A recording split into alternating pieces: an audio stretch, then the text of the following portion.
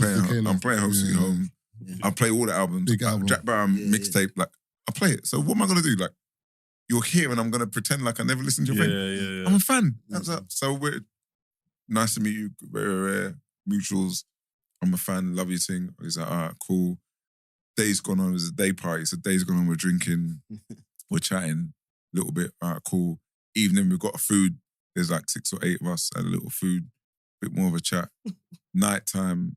Was at some place. I think Future was there. Yeah. So now we're partying. Had a bit more of a chat. So that's been the whole day, like from maybe 2 until 4 in the morning. So next morning I was speaking to my missus. I think it was in Dubai. It was Dubai. She's like, oh, would you? I was like, I was out, blah, blah, blah. Oh, see Kano. She's like, oh, what's he like? You like him? I was like, yeah. Nice guy, man. Down to earth. I think he's one of us. That's what we always say. Is he one of us or not one of us? Like, does he match up? Oh, no, he's one of us. Like, calm, nice guy. So then I've come off the phone in the morning, gone downstairs to check out the hotel, and all of the, like, his free mates, our free mates are there. He's not there. So we're chatting to him. Oh, I remember last night, that was funny, innit? Like, remember, I didn't even think you'd be up. It's one of those nights. Then he comes down, like, he comes out of the lift, see him coming over. So I'm like, so I go to hail him, and he's gone, oh, what are you saying, man? Kane. Nice to meet you. Nice to meet you. And you're like, I said, oh, no. have you ever done maths in your head for like 2 days? I was like, no, he couldn't have. Is it recording? yeah. No, I'm blessed. No. Oh, yeah, let's cut it out.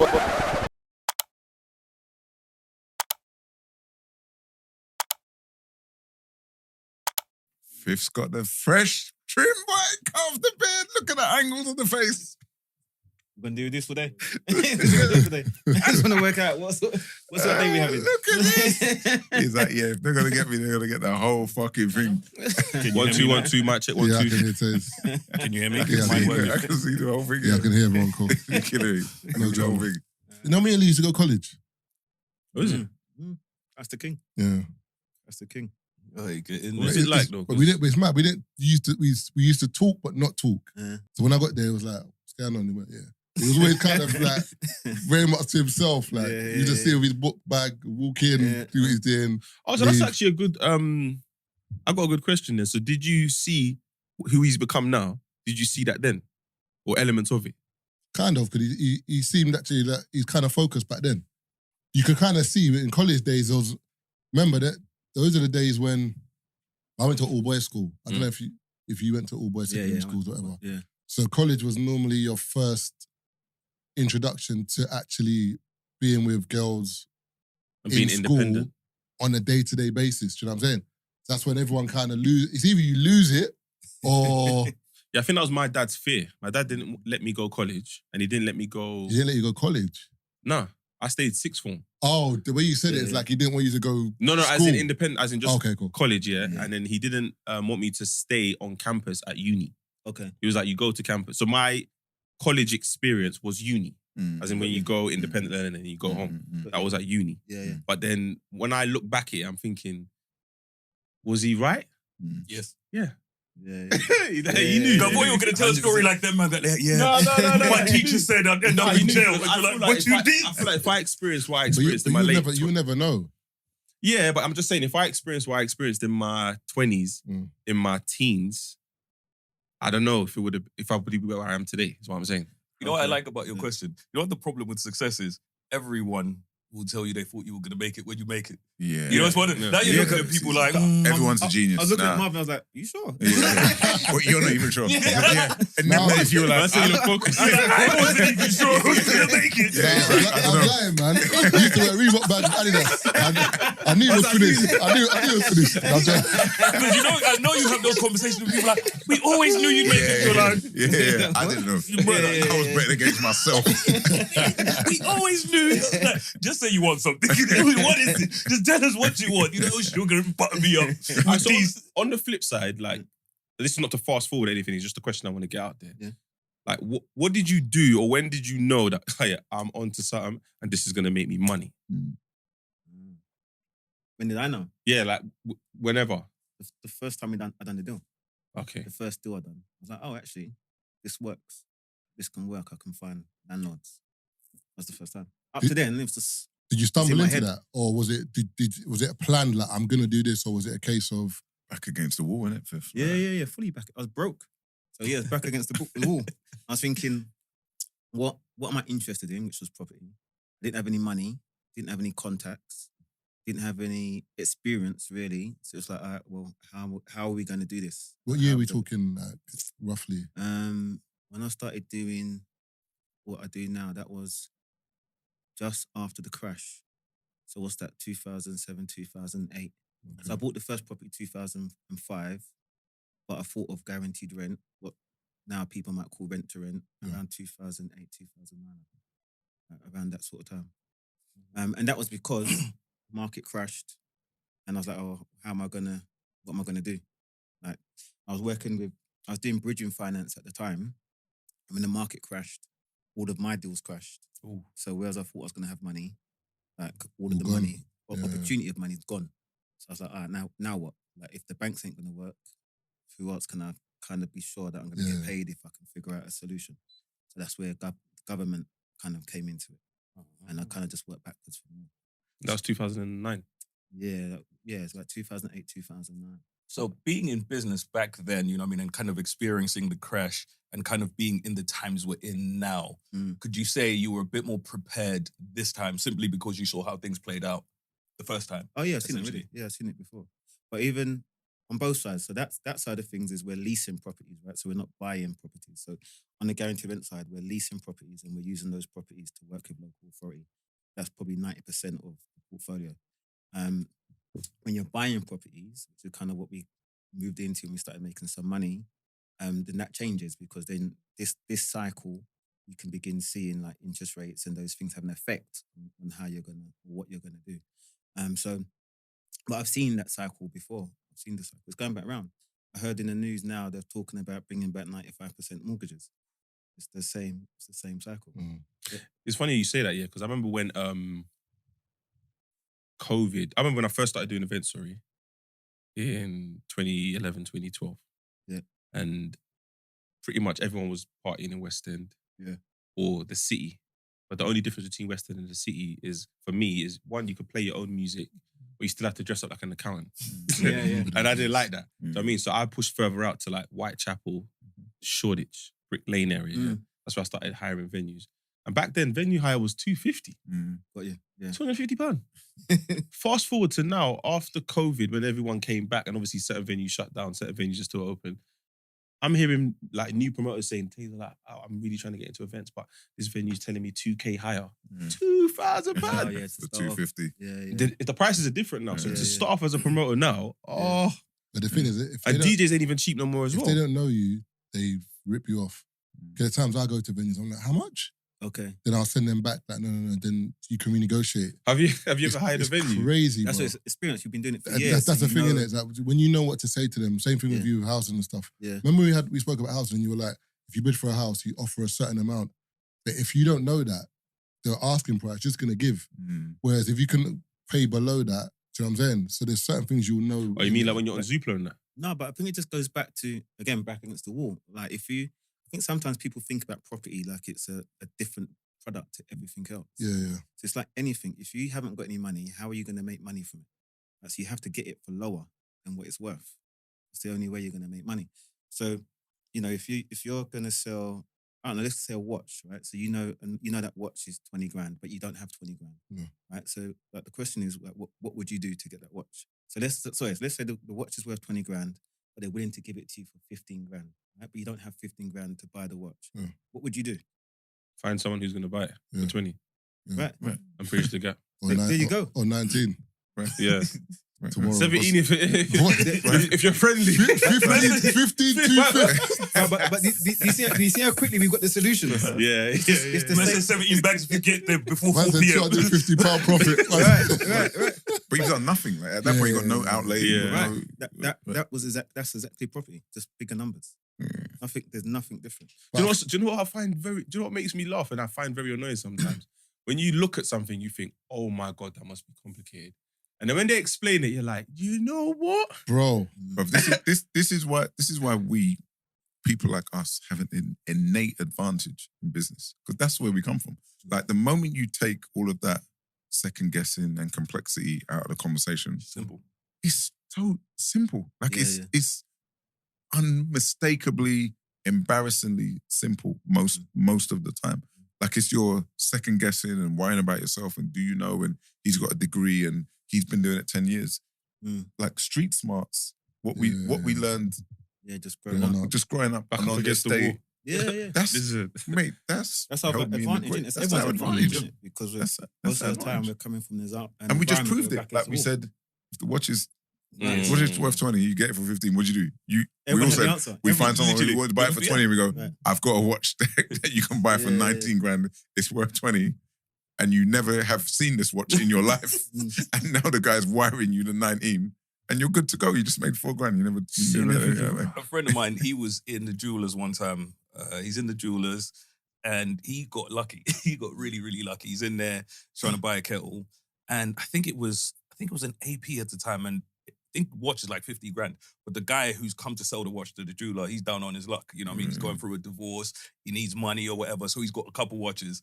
He ended up selling it for 35, but he was trying to sell it to the jeweler. My boy's like, let me talk to you really quickly. Right, you know what I mean? right. He sold it there and there. Right, you know what I mean? Literally, he was like, you could have this money right now. And literally, he's just, for him, it was an opportunity and he was prepared for it, essentially. He was like, I've just made 15K right now. That's essentially, he's like, there and then, that's all it is.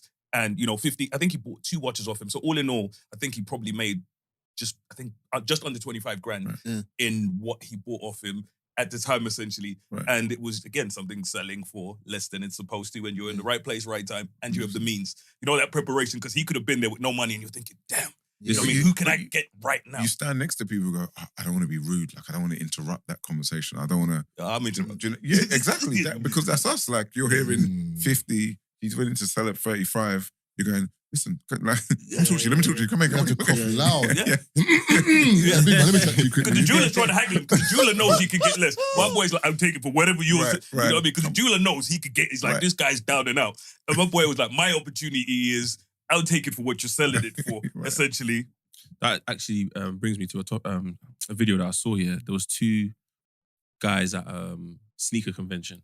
Okay. And one of the guys has walked past the guy's stall and he's gone, oh my God, are those the trainers? I think they are. And the guy's like, yeah. Hands it over, yeah. They start talking. The guy's like, 65. I said, no, I'm not going no lower than a certain amount. I'm like, wait, what are they talking about? 65,000. Off the back of opening the box, he's looked at him and said, I'll give you 65,000 pounds. Dollars. So what trainers? For one trainer? I said, what trainers in the box? So as I'm watching the video, they get down to, I think, to 54. And then the guy's cool with it, yeah? So I Googled the trainers, yeah? It's on StockX right now for £115,000. What trainers are they? What type of trainer is this? SB Dunk Lows, Paris. The trainer's horrible, by the way. They're not even horrible, but not for 115 bags. That's horrible. They sold in 2015, September, an 8.5 sold for £8,700. In 2022, another pair sold, size 10, for £15,000. Imagine you had that in your yard. Somehow, you just got trainers. It's You an just actual think, thing, innit? Imagine you're in the It's the cage, story. balling in the... There's always a story behind the trainer. So if you believe in the story, then I guess that's the value. Got you. But there's some trainers, I'm just like, I hear the story, they look rubbish. But in life, that's the thing. There's value in so many things that you're not sure about. It's whether you're sure or you know about it. If you knew you could buy a trainer that retail for £50. I guarantee there's trainers you've bought in your life that if you hadn't worn and left them in a box, you could get money for them now. So think about what the time we came from. There's trainers exclusives that we just kick ball with.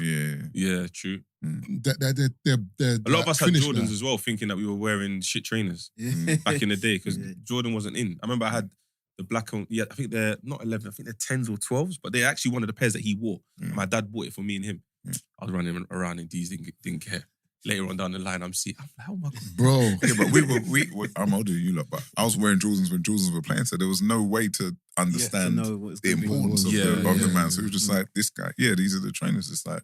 It also just depends on what your mentality is around certain things. So for me with trainers, I've always been I wear trainers. When I buy trainers, there's loads of people, where they keep trainers just spick and span. When you see people trainers, they're always in the greatest conditions, like it's never been worn. For me, there's times when I'm in the gym. It's like the Yeezys.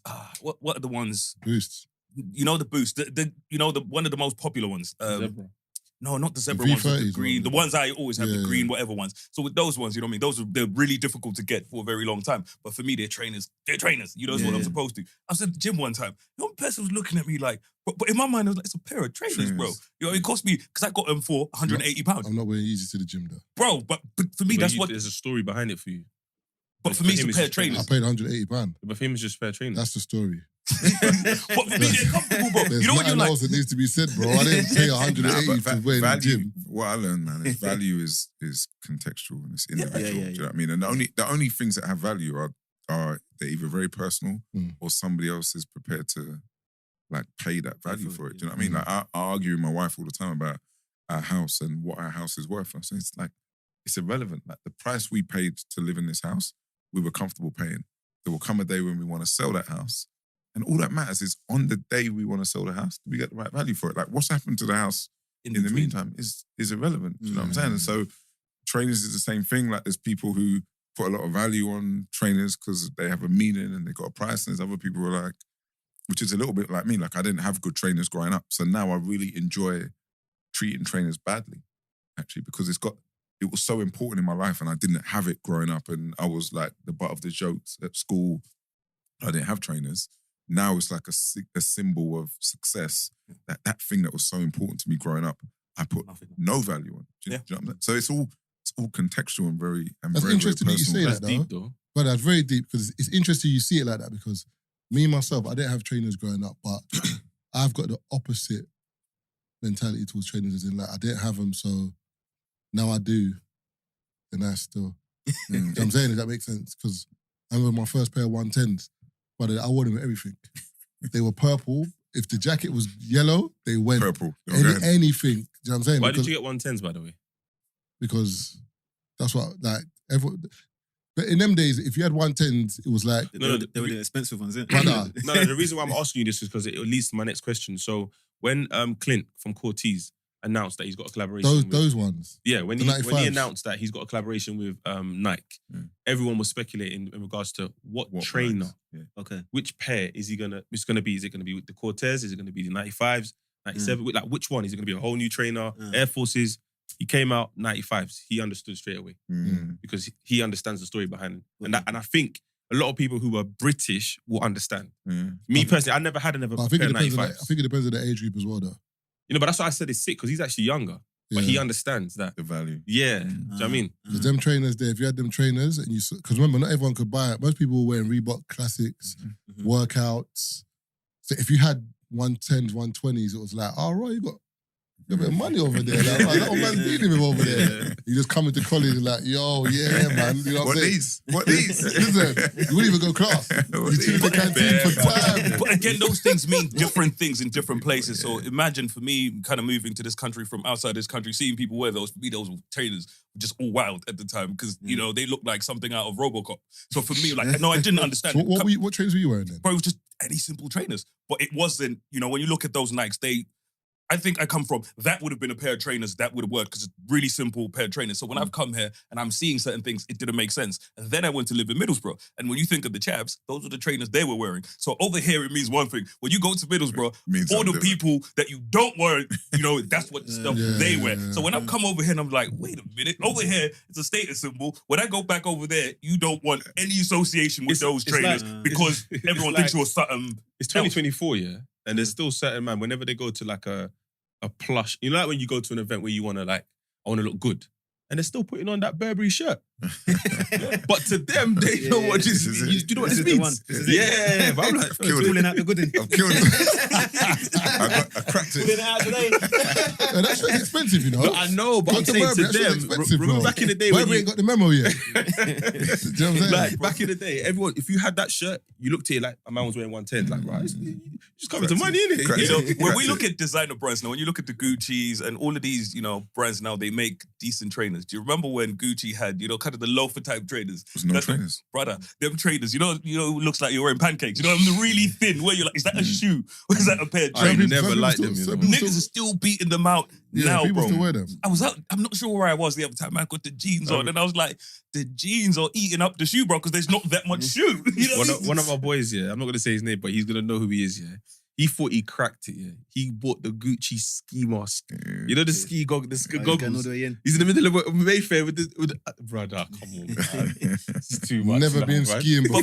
But people in his area used to wear, remember the time I put up the picture and they were wearing the snow boots? Yeah, as in, and there's no snow. You know, one of those ones where the snow boot is as big as it is because it's for walking through maybe 20 inches of snow and out in Mayfair in snow boots. You know, not a lick of snow anywhere. That's like, what area are you from? Northwest. Okay.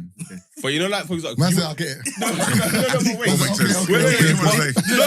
Wait, your guess. We didn't want to say that. What is your, when you, like, for example, when you cracked it, what was your flagrant buy? What did you buy that you thought, you know, on a normal, I wouldn't buy this, but I used to let people know, listen, I've cracked it. I was never really like that, though. I was never really into high designer clothes. No, it doesn't have to be designer clothes. It's just something that you bought where you called him and say, you know what, I got it. Or maybe probably watches. My things may be watches. Oh, okay. I like watches. Yeah. I think it's generational as well, though, man. Like, there's been, like, I look back at points now where I bought that thing and I'm like, I'm here now. I'm here, guys. I got it. I got the thing. And I look back now and I'm like, was that really a thing? Like, that was really a thing to aspire to. But Aquamasters, think about it. Now we look at Aquamasters and you're like, but at one time, Aquamasters, you had an what? Technomarine. You know what is funny though? I never had one. And it's a beautiful thing. We were joking about this the other day because we're both into watches. And was it last year? I can't remember. How old are you now? 40? 41? Wow. Like that. I think it was his 40th birthday. I think it was the year before last. It was his 40th birthday, right? So, and one of the beautiful things about our friendship is we're always trying to outdo each other with the gestures. So the gestures are just getting mad and mad and mad, which is a beautiful thing. So it was his 40th. I'm like, I'm throwing the 40th. I'm throwing your party. I'm throwing your 40th. You can't have any involvement in it. I'm doing it. The only person allowed to speak to me about it is his wife. So me and his wife are planning his 40th, and we've gone all in. Thrown the kitchen sink at everybody in a beautiful place, beautiful night. Like, spent a bunch of money on it. Me and him nearly fell out about it because so much money has been spent on this party to make sure everybody's experience is amazing. And I called him about one thing where he had to pay like £300 for it, and he started shouting at me down the phone. But, I don't know, we're like 25 grand deep into this 40th party, and I rang him and go, just cover this, please. I didn't know about this. But anyway, that's another story. Right, that's another story. He's a stingy guy. So anyway, so we've had the party. The party's been amazing. Everyone's had a great time, family, friends, everything. So to say thank you for the party, he bought me a £6,000 watch that he knows I hate. He spent like 6 bags on a watch. The only watch on earth he knows. I love watches. I hate this watch with a passion. And man sat at my dinner table in my house, surrounded by family and friends, and presented it as though it was like a one of one. I need to tell you why it was the best move. And just giggled his head off. But I actually asked me for £300 man to get the watch, bro. The man can't ask me £300. It was the best move, right? For years, like, I like to a certain brand. Like, do you know about Tudors? Yeah. Right. So some people basically they know about Tudors because they like Rolexes, and Google has taken them into Tudors back. That's why. Anyway, I like Rolexes. I like Tudors, right? I like Tudors. So I was talking to him. I go, bruv, I bought this Tudor, blah blah blah. Because are you buying that rubbish watch? What are you talking about? It's a nice watch. Because nah, man, it's dead. So for years, like, I'm just going back and forth with him about this brand. Like, nah, it's all right, man. It's decent. He's killing it. I go, all right, cool. You're killing it, yeah? You're killing it. So on his birthday, I went, all right, I've got the perfect present. I'm buying this watch. I bought him a watch. And I go to him. Everyone's there, as he said, like, all his family's there. I'm like, right, he's got 2 options. He's either going to be the person that's like, this is rubbish, I don't want it, in front of everybody. Or now you got to grin and smile. So, what did you do? He had to take off his watch. I had to take off my Rolex. He had to take off his watch. This is nice. Try it, man. That's nice, isn't it? picture, man. Put on that watch. I was like, now we're matching. And he's laughing. Now we have his head jingles. No, that's sick. It's a beautiful thing. It's a I beautiful can't lie. When you part tell of that story, I was speaking to myself that I need better friends. Yeah, I spent 6 bags on you. Because, yeah, you spent £20 on me, bro. Versus 6 bags. Hey, Keith. This brother here, yeah? Tazer is stingy, man. He's stingy as well. He stepped outside of himself for that move. Like, he's a stingy brother. Yeah, but I don't think stingy is the No, right word, he's man. stingy. It's definitely not the right word. It's not the right word. Not the right word for him. No, The right word for him. No, not the right for him. No, I'm saying the right word for him. it's That's not. for you. No, but bro, do you know what's mad? If me and you're flying somewhere, yeah, and you say, yo, Tazer, book my flight, I'm coming. I'm not going to run you down for the pee. What? I'm saying I'm not going to run you down for the pee. I'm going to book the flight. Mel, book a But flight, I'm we'll gonna- buy a drink. but I'm going to pay you the money back. My point is, That's I not don't- the same thing. No, my point is, I spend a the loan. money. I have like no. Stingy is, for example, if you go out, do you want a drink? Yeah, I'll get a drink. You're not doing that. Because more time when we're out at my event. Oh my God, stop it. When have we ever been out when we're at a different event and I'm drinking? Huh? What do you mean? If you tell me, yo, the table... Man is so tight, bro. Man won't even drink himself because he knows what to buy around. Wait. Hold on. He's the only event. Bro, He's not getting the drinks at wholesale. He's getting the drinks at cost price. He's still not drinking them. I don't like that. they still won't buy There's it. a 30% markup on the drinks. If I consume this, We're really never bad. out. We're 2,000 never out. people in the No, dance. The thing is, they say this thing, yeah, but Taze, we're never do you out know when we together first like got that. No, Taze, you know what? Barcelona is the first time we got him. Disingenuous. Barcelona's Because, that no. It's etched in his mind, though. I feel like there's truth to Because it. me and Marvin were like, this guy's buying drinks today. No. Hold on. What year was this? If this is beyond 24 months ago, it means it's true. 2017. Oh, no. Or Bro, it's 2018. true. Was 2017 or Like, it's 2018? etched in his mind. It's a 7-year memory. We're going near 7 years. No,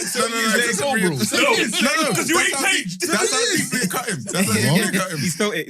No, but you're talking about now. So what we need, you're talking about? Like let's go back. But, Couple it's not years changed. ago, we were out more often. Yeah, Yeah. you never bought a drink, bro. There was one time Keith was like, Buying it.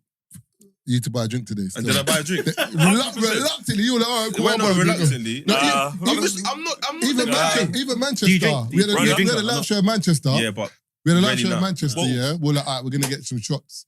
I think it was like the last day of not last day of the tour. It was Manchester. Then we'll come in London a couple of days after, innit? No, Manchester, Bristol, then London. Okay, cool. So we're like, yeah, we had a great show. Like, whatever. All right, let's get some drinks. Me and Keith went to the bar. Yeah, let's drinks. Tazer, I'm not really drinking, you know. I said, Jesus, that's on a show. You know, man sat there and he counted how many people there were. I know. wait, do you not think I'm doing this because I don't want to spend the money? Yes.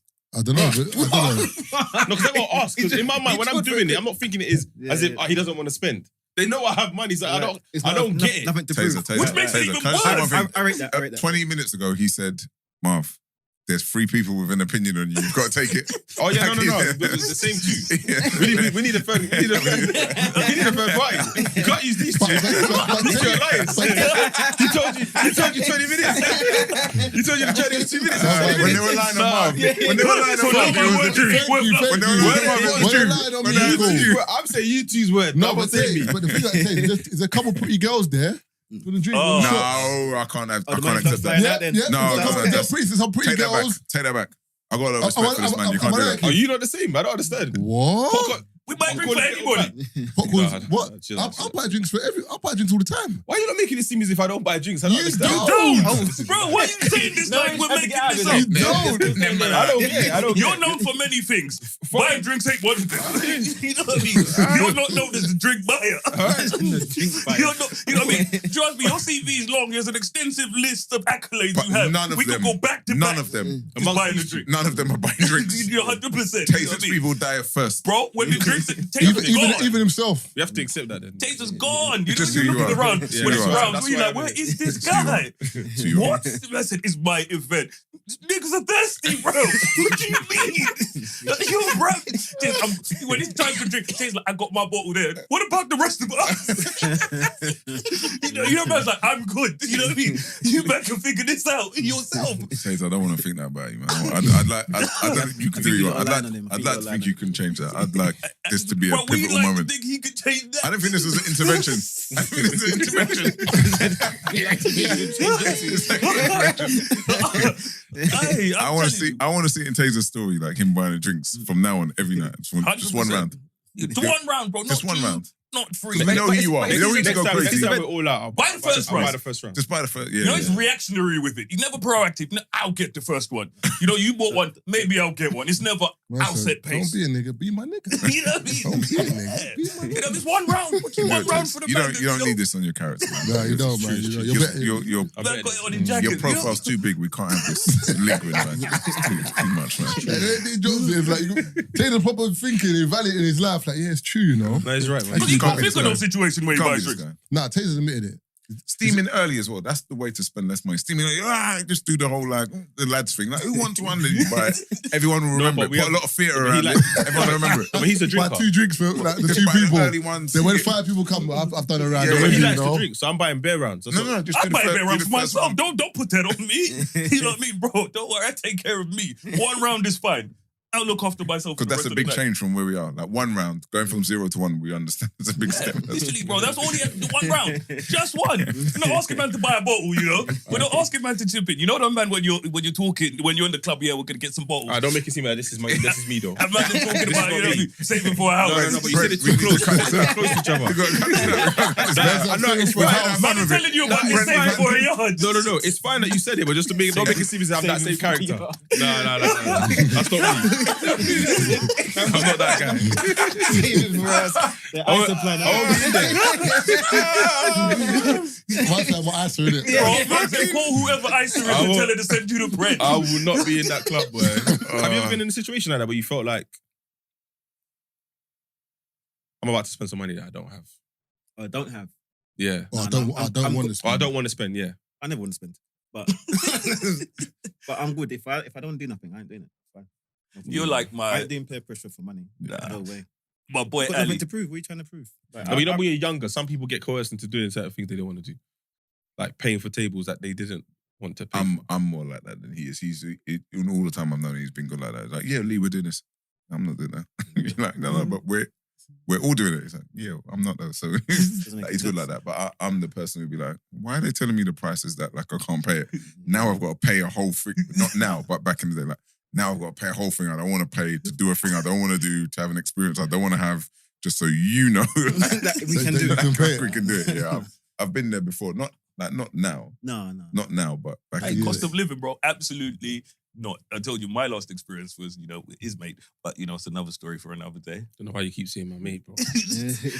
Gone out, you know, man never said they'll pay the bill, you know what I mean? Bill was come, you know, everyone's gone, you know what I mean? Yeah. Me and 3 man left, and bro, it's like 40 man on the table that night. Right. 40 people, bro. Everyone's gone. And I've come back and what's going on here? And you know, abroad, you know, in Dubai, bro, there's no you're not paying the bill. Yeah. You're paying this. Yeah. Bro, they brought out CCTV to show who was ordering drinks. And everyone on the thing, he's gone. But this is why we're different though. Because like, for example, I've seen you man out, we're cool. If I see you out in the bar and you have a table, you say, no, Taser, come. Like, Yeah. you can sit on the table. Of course. Respectfully, appreciate you. I need to go to the toilet, one sec. I'm not sitting down. Because in my mind, if you two leave the table and the bill comes, everyone's looking at me like, that's the situation he got himself caught in. No. But he keeps saying, my mate. Bro, It is your say mate. hi and keep it moving, No, man. Okay. I can't lie, I'm sitting on the table still. But when the bill comes, don't look at me. No. That's No, they're not there when the bill came. No, but when they leave, I leave. no. Like, you can't leave without, like, no way. so you're paying Brother, I'm on my P's and So you should've Q's. left. No, wait. The moment these two leave, because you know, normally you'll see a man with a couple girls or whatever, you can tell their body language of I'm going toilet Right. or I'm gone, because you see man The front- collected. the front Man freaked out. come to the last week, you see man, No. You're fighting too hard. you're fighting too hard. But I told him the story. You missed the signs, you man. see everything you described is everything I did. But because the dude he's talking about, so he's friends. Well, I'm not talking about him. You want to talk about him? Yeah, I'm saying he's friends with my other boy. So, you know what I mean? They are closer.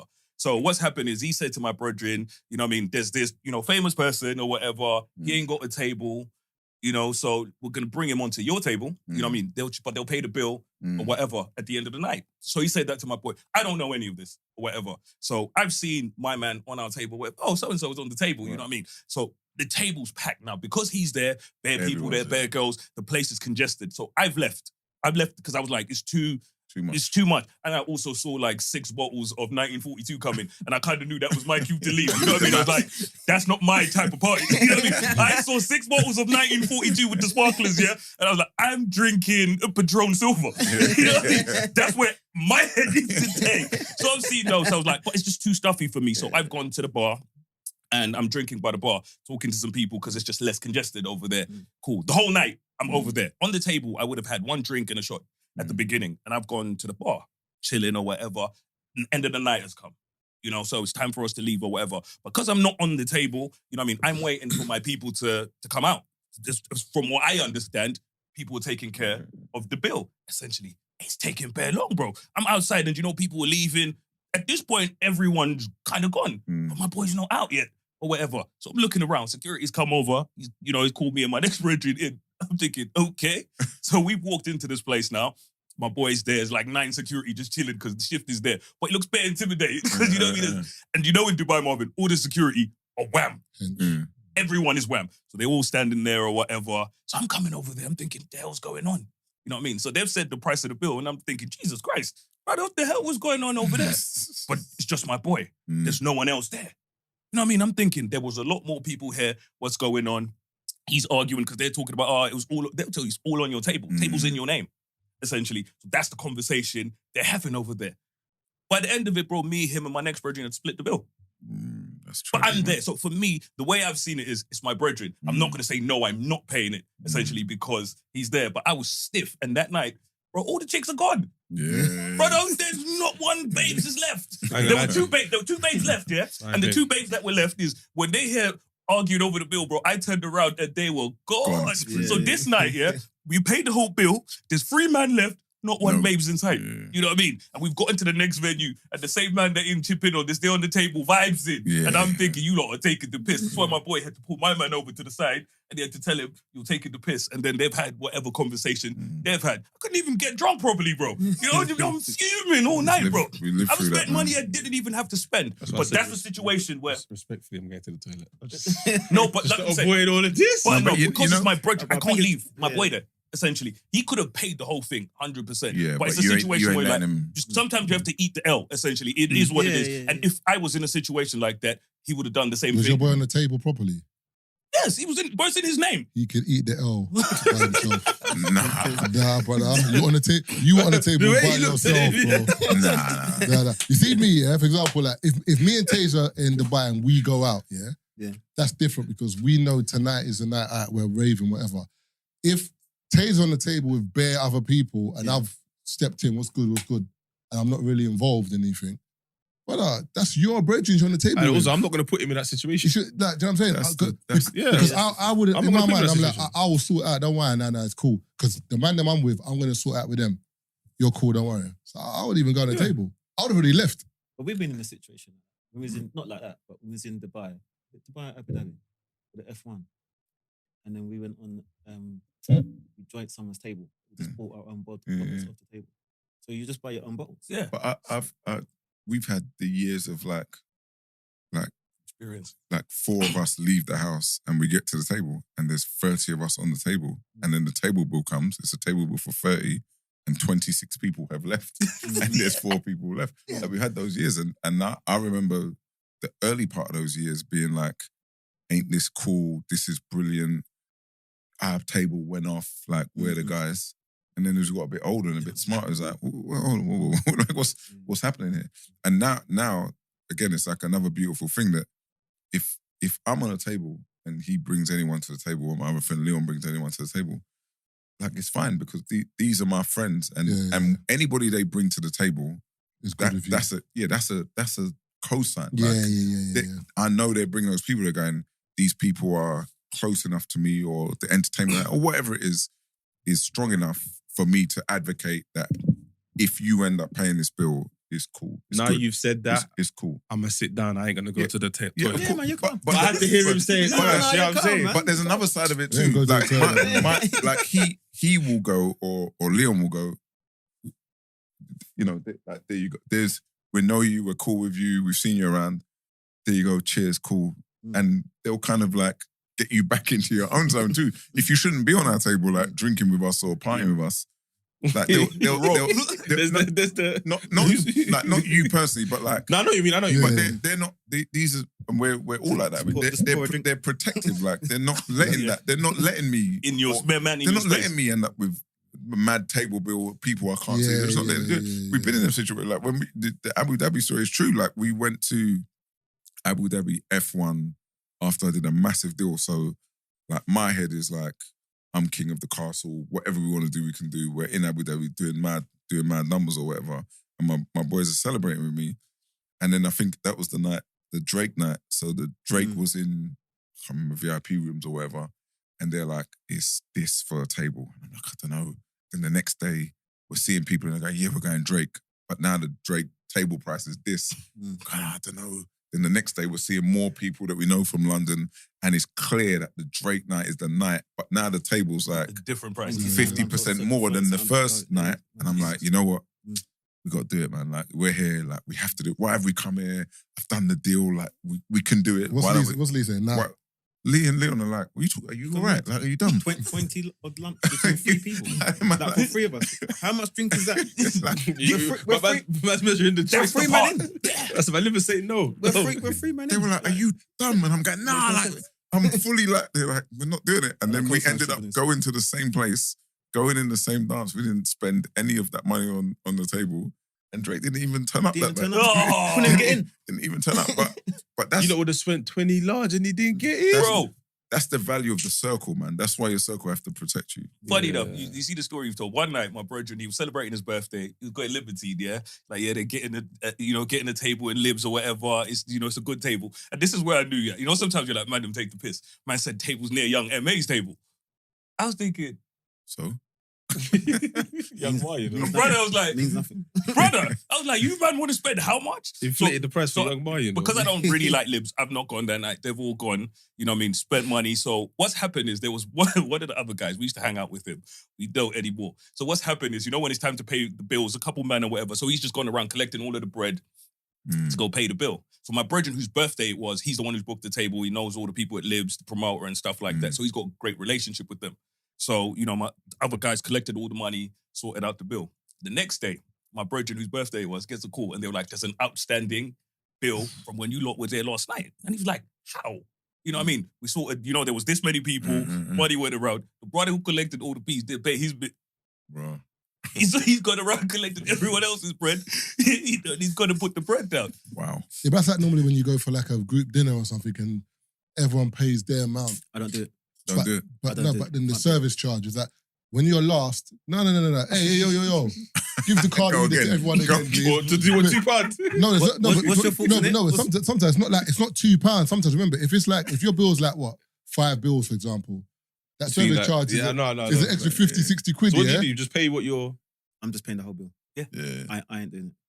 Oh, you're not doing it that way. I ain't doing this. Bro, it's embarrassing. I'm not. So I just avoid those situations. If there's someone I don't know, I'm not willing to pick up the whole bill for. I probably just won't go. Yeah, I just probably won't go. that's that thing. Yeah, makes sense. I'll just pick up the whole bill. Even with me or Byron and that, all my friends, we have rules where when we go out there, no matter what anyone's consuming, we're splitting it equally. Those are the rules. If you come, you know what I mean? If you want to get your fair share, get your fair share. That's what I like. There's no discussion about anything. But we don't sit, I think, we don't sit down. Like whenever we sit down at the table to do that, we're prepared to pick up. And it's not even, it's going to sound mad like it's a flexing thing. It's not a flexing thing. It's just like, I just wouldn't go to that place where the tab could come out a bag and I'm going to go home and be like, but even if the tab's going to come up to a bag, for example, the people that I'm going out to dinner with are not going to take the piss. We're not out here to take... Like, if I see one of my boys ordering 18 cocktails, I'm like, big man, is everything all right? Like, but is it because I said I'm picking up the bill? But on a normal, if he does that and when he's paying,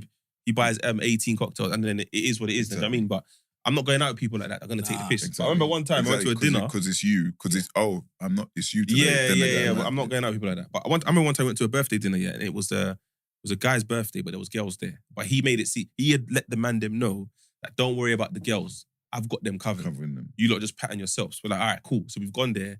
These girls are ordering cocktails. The cocktails are flowing. In my mind, you can't do cocktails now. No, I'm just like, you said you got this. These girls are really on your tab, boy. Cool, whatever. Right. The bills come now, and he's like, told the lads again, reassured us that, you lot just pay what you paid, and then I'll cover the rest. But the girls have now heard that. He said it. He's more a bit drunk now. He said it out loud. Hear the girls. You're going to let the birthday boy pay? Oh. Now all of a sudden, man, they were like, what, are you not paying then? Like, are you not going to spend or something? Like, what are we doing? We don't know you. Like, do you know what I mean? And then the girls are like, no, but like, he can't pay. Why are you not getting involved? I don't understand. So why don't you pay? No, I know, but not that's what you, the girls. Why don't you? Yeah, that's if what you're so concerned, do you know what I mean? everyone chip in, man. Hey, me and Shorty looked at each other, we paid what we spent, and we went outside. We were hearing girls come outside. I think it's just disgusting that they just left him in there. He told us he had you lot. It's between you and him. Brother. But his brethren, I keep saying his brethren, but he did that to some babes in Dubai where he's told them, don't worry, the table's taken care of. End of the night, he cut. And he's left the chicks.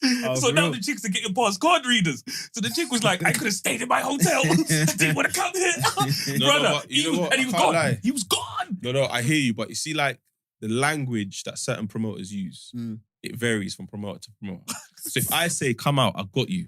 Got you. Yeah. I got you. Yeah, okay. But when I say got you, I mean I'll get you in. I'll probably make this experience a lot easier if you adhere to the timing. Yeah, if I say get there at 8, you get there at 10. I'm sorry. Okay. It's a lot difficult. But if you get there at 8, I'm going to ensure you get in. Yeah.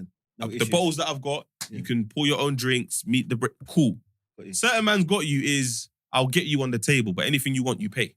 Got you. Okay. So that's basically what she did. Yeah. She got there and thought, yeah. Then he's like, I got you in. Remember, Dubai is different. When you want to get in, that is the access. I don't have to pay for you. Cool. Let's crack on. All the chicks in there were all rattled, literally properly rattled. But I think in any group, in terms of kind of finances, essentially, I think if you have an understanding with the people around you and they know who you are, they know what you're about, it's just easier because, like you said, your people know, in certain situations, they'll be like, nah, that don't make sense, or nah, that don't make sense. So it's kind of like an understanding you have amongst yourselves where you know each other well enough to say, it's, it's not that. Yeah. And It people, depends what type of night it is. Like if it's a certain night and it's going crazy, all right, this is me. And I think that goes around, around the thing 10 grand? with Right. anything. It's not me now, is it? Have you ever wanted to purchase something, not even on the night, like, have you ever wanted to purchase something and you've called him up and he's like, really? Where you're like, all the time? that doesn't make sense. yeah. And I think people like that are necessary because when you've made money, when you're out, it's easy sometimes to say, I'm gonna get this. That's a very important. There's times where I've got to pull him in. So it doesn't make any sense. Like no sense. But in his head, it makes sense. It makes perfect sense in his head. Like in the moment. Tomorrow it's not going to make any sense, but right now it makes perfect sense. So and there's so many examples, One time, we're going to be, what you doing on Thursday? I'm like, nothing. Like working because I want to go and watch American football. I'm going, all right, cool. All right, let me know the details. Like 20 minutes later, he sends me through a message. Like 25 grand, flight, leave on Thursday, come back Sunday. The Super Bowl or something. I'm like, what's this? I flew down Wembley. Like, what is all of this? What's a Tottenham I Hotspur goes, bro, Stadium? we don't even know the rules. No one watches American football. He goes, why are you being tight? What are you talking about? 25 grand to watch the sport we don't know. But we're going to be pick side. Who cares? We don't know no one there. I said the screen goes on. My boy Mike, bro, we went to Mykonos a couple of years ago. And bear in mind, Mykonos is an hour. An hour, 2 hour flight or whatever. So as we're going there, Amanda sent a private jet into the group. And this is during COVID. So all their prices are different. Right. So what's happened is all the other guys have said no. So what's left is me and him. So he's like, fuck it, let's do it. And I'm in there, bro. I'm sweating at this point because I'm thinking, bro, I looked at the price. For context, with the money I would have spent on my half of that flight, I bought a watch whip. For context. But the way he's saying, nah, let's do it, bro. My next project was like, nah, it don't make sense. And I was like, bro, if these men had done it, bro, I'm thinking, absolutely not. Are you out of your mind? I would have read the message. But he's that kind of person. To the point we get there, like I said, outlandish stuff. You're like, oh, we're going, there's 5 of us. We're going to go on a boat, enjoy the water or whatever. My brother's pulled up these little boats, you know what I mean? It's going to go out there. My brother's like, there's this 90-40. Why? One of those ones. And they look at you. So you're that last person, the tiebreaker. And he's looking at you like, are you going to be tight? But listen, man, I've said it so many times, so many conversations that the strength of the circle is so is so important. Do you know what I'm saying? There's been so many times, like you said, there's been so many times when you get ahead of yourself or had a bit of success, something's going well, and you go, okay, now we're doing this, or or now we're these guys. And it's your people that go, no, we don't do that. we don't, because we don't need to, or that's not right, or we're not those guys. And they check you hard, and you rate them and you love them well enough that when the checks come in, you don't resist it. You go, this person cares about me enough to go, we're not doing that. We don't need to go there, or we don't need to spend that money. We don't need to do them. We're not those guys. It's important, man. Is age a factor in that? Like, can someone younger than you check you? Because I have that issue with him. No, not to get personal, but because he's older than me. Sometimes I want to speak to him and say something, but I feel like he's older than me. I can't just say it how I would say it if the person was younger than me. What's going on there? So I'm just saying, I just have to figure out how to say it. Because he's definitely older than me. So... Well, I got it. Man said clearly. Do you get what I mean? Old face.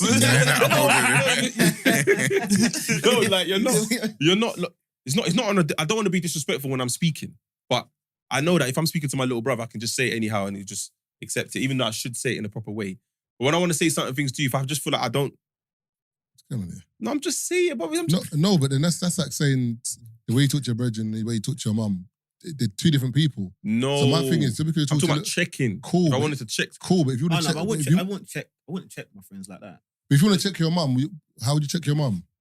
Respectful conversation. No, I'm not saying I'm being disrespectful to you. No, you don't get what I'm saying. Like, you're trying to say that there's times you want to say something, but because of you're doing all this, but I'm like, bro, it's very simple. I said I'm doing all this, but you're doing all this as well. No, but this is the part I'm trying to avoid. This is what I'm trying to say. This is it right now. You're going to watch this back and you're going to know what I mean. Let me get this straight. So man's asked me a question, not let me answer. No, but this is going what off. I'm not going off. I'm just saying this is the part I'm trying to avoid. What are you trying to avoid? It's fine. Say what you want to say. No, it's fine. Say what you want to say. It's not an age thing. And you'll see what happens on that day. It's a respect for us. No, not like that, but you know what I'm saying? But he said that in a respectful way, bro. Respectfully. You will see what happens on that day.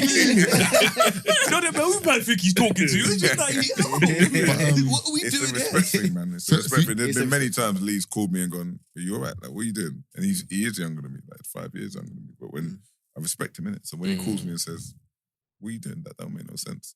You take it on board. I think it depends on how someone says something as well and where it's coming from. If it's someone that you respect and you're cool with, it's calm. But it's just kind of like, it's how they say it and when they say it. Because, for example, you could have a deal, for example, that fell through. Lee getting onto you for something is not really the right time at that moment because you might be like, what? Whereas you might be like, you know what, I'll say that later.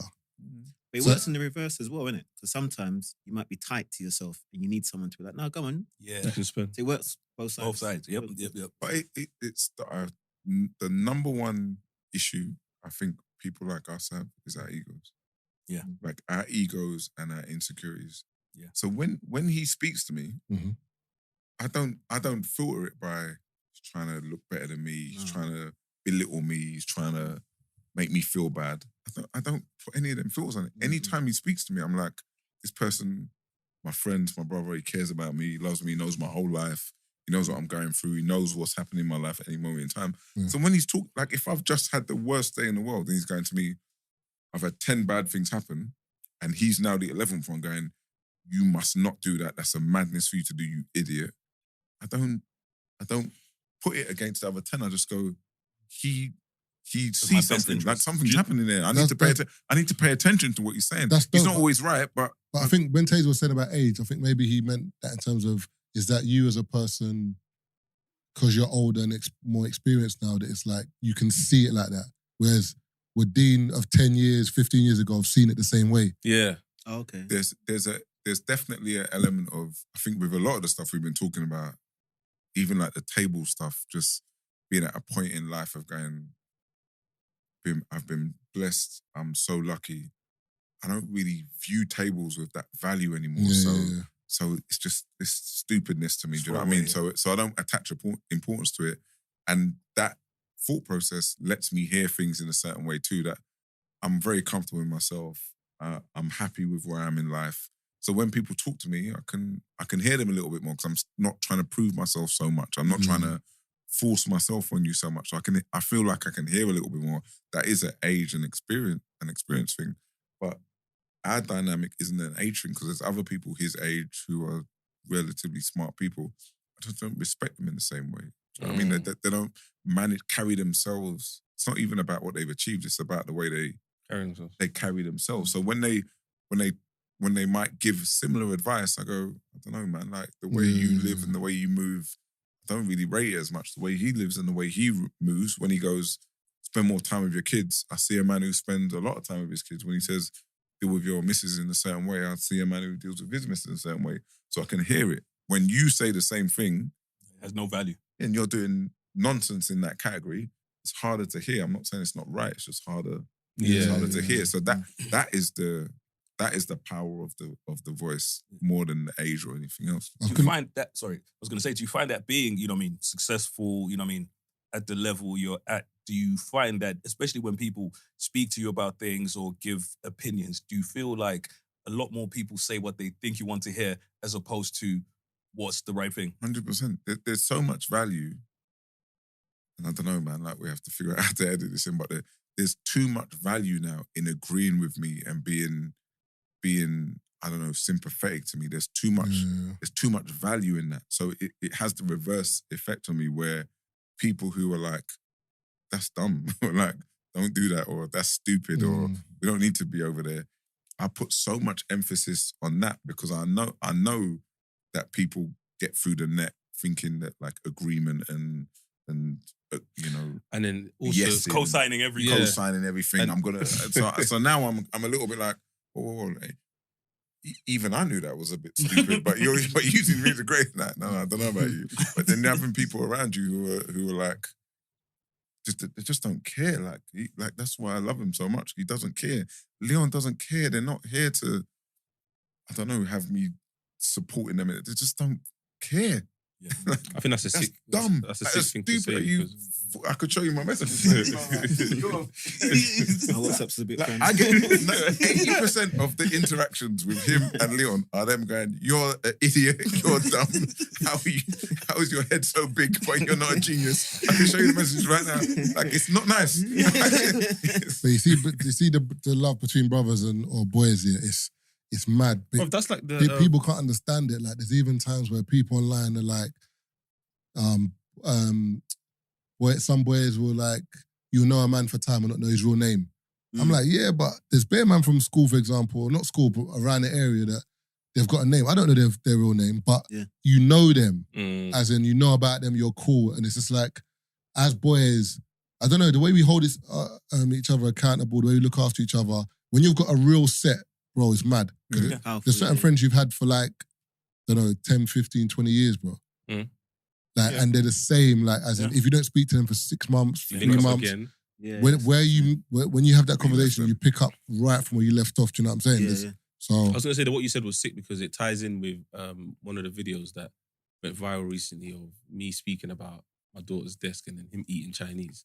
And they were basically saying his emotional intelligence is in the mud because I'm sharing a sad story, allegedly sad story, and he's just eating Chinese. And I start eating the Chinese before you're telling the story. Man, but I don't have a problem with eating Chinese. Man, tweeting, hey, you got a microwave.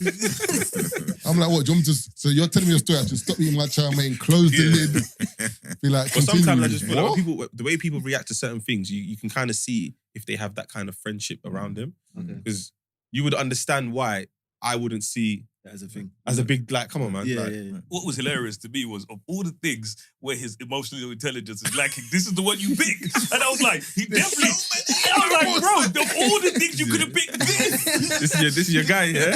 Not my guy. You're going to say, man's bringing the group chat to the... Can't finish, man. Throw it away, man. Can't finish holding empty can there, man. I was like, of all the things you could have... Of all the cases you could have caught him on, you wouldn't catch him on. You man are on to me today, bro. This non-case. This one's saying when he can disrespect me. I did that. At some point in time, he said he's going to come up with... It's hilarious because he needed to check if he could really G-check. I'm just saying, can I check you? Is what I was asking. Am I allowed to check you? If you can't check him, then who? Let him know that. No, you got, like, if it's not you. Can I check you? If I feel like you're moving a bit back and I straighten you out, is what I'm asking. Hey, yo, what's straightening me out? What's going on here? Let's check you. Man done this as well, you know. Like, Phil Mitchell, everyone's like, what? Set us straight there. So I was going to talk about some of the background. So I remember you saying back against the wall, broke. I remember watching on Winners Talking. You used to live in a hostel. I remember you saying that. He's smiling when you said that. You see what I'm saying about your emotional intelligence? You said that with a smile on your face. Now, bro. Yeah, but like... So you're happy about it? No, but let him smile. Like, you smile. No, we both smile. No. Better days. You were trying to figure out where you were going. Better days. No, I'm talking about like, because the thing is, I think with sometimes when we look at black people that have achieved certain things, some people might look at it like, them man were always up. Like, them man never went through anything. It's like, nah, bro. Like, you said as well, like, when similar college, you said you were broke at one point in time, you were living in a hostel, so it's just like, what you've achieved speaks volumes for, like, obviously your drive, your determination, stuff like that. So I just want to speak more about, like, and I even saw the thing about the equity thing, which was cold. That you said that, like, that one job you had, because you're one of the 4 people that started it, you believed you would have equity when... Okay, yeah. So when the company got sold, man said, yo, so with this equity, they're like, not for you, bro. So he said because of that, the next job he had, every time they offered him a pay rise, he was like, yeah, I'll take a little bit less, but let me give me some equity. And every year he'd done that.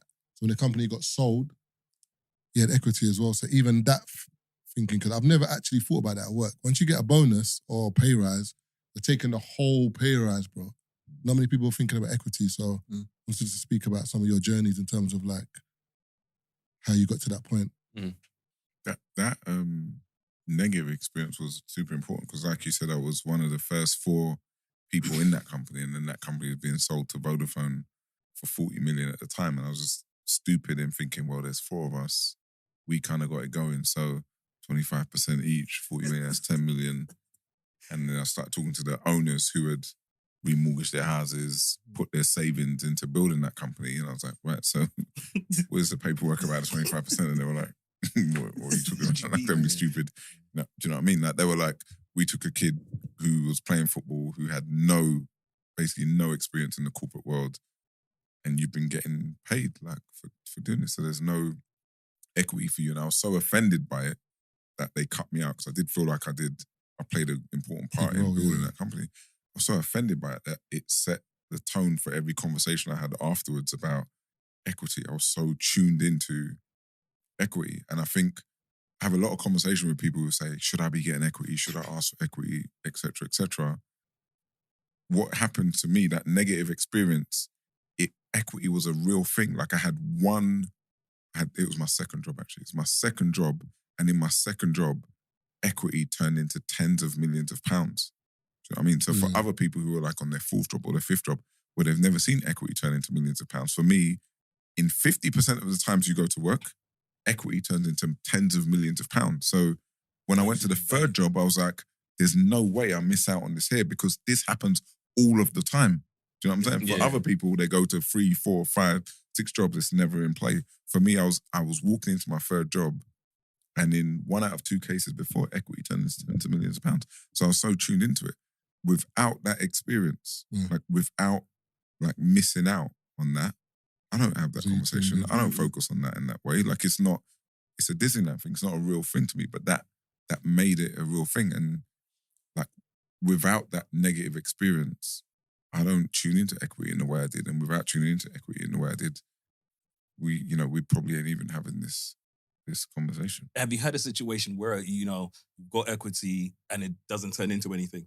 And I say this because a friend of mine, he worked for Silicon Valley Bank, and, in stocks over the years, it accumulates, you have X, Y, Z or whatever. So in his mind, he's done the maths, this is, how much I have. And then he wakes up tomorrow and the whole company is gone. And he's like, I should have taken my money. I should have taken my money. No, because after the negative experience, the next experience I had, I was at that company for 9 years. And like you said, like every time it was pay increase time, I negotiated to get more equity. So I ended up with 2.8%, so basically 3% of that company. And then we sold that company to Oracle for 550 million. So at that point, I had 3% like of of 550 minus debt or whatever else, but it's still a huge number. But I wasn't the CEO of that company, but I had 3% of the company. I was running a big part of it. So then I had that situation, which was, meaningful. And then the next job I was CEO. So there was no conversation without equity. And in terms of making that equity worth money, I was a CEO. So I was probably more in control of making it valuable than anybody else. Do you know what I mean? I was in charge of the destiny of the company. I was in charge of the strategy. I managed all the people. So making the equity, the 5, 6, 8% I had worth something, I was in such a great place. So I never had that experience. But my experience is like a little bit unique. I've had, if you include football, I've had 6 jobs. Football, I didn't make any money. ISIS, I lost out. The next 4, I had equity and it all turned into money. So for me, the equity always ends up as a big payday. Always. There's thousands of people working at thousands of companies where they're rewarded equity and it never turns into anything. So I know my experience is a little bit, I'd say, okay, if you were to give advice to, I guess if somebody says, I'm a little scared of asking for equity because I'm not sure if it will turn into something. If somebody had that conversation with you saying, what direction should I go in and so on, what would you say to a person in that situation? Or how could they find out if the equity would mean anything with that company? Not even to find out. I think that will be a separate thing. But literally, if someone comes up to you and says, you know what, which way should I go? I'm a little unsure.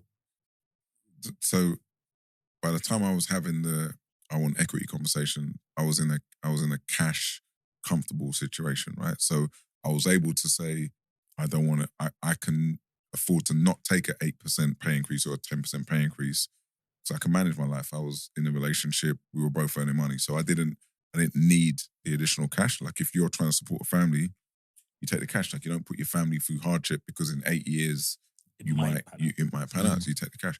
So first is your own cash situation. Secondly is the profile of the leadership of the company and how the company is invested. Like, is the company owned by people who will want to make money from that investment in a reasonable time frame? If the company is owned by people who couldn't care less if in 15 years it becomes valuable or not, don't take equity.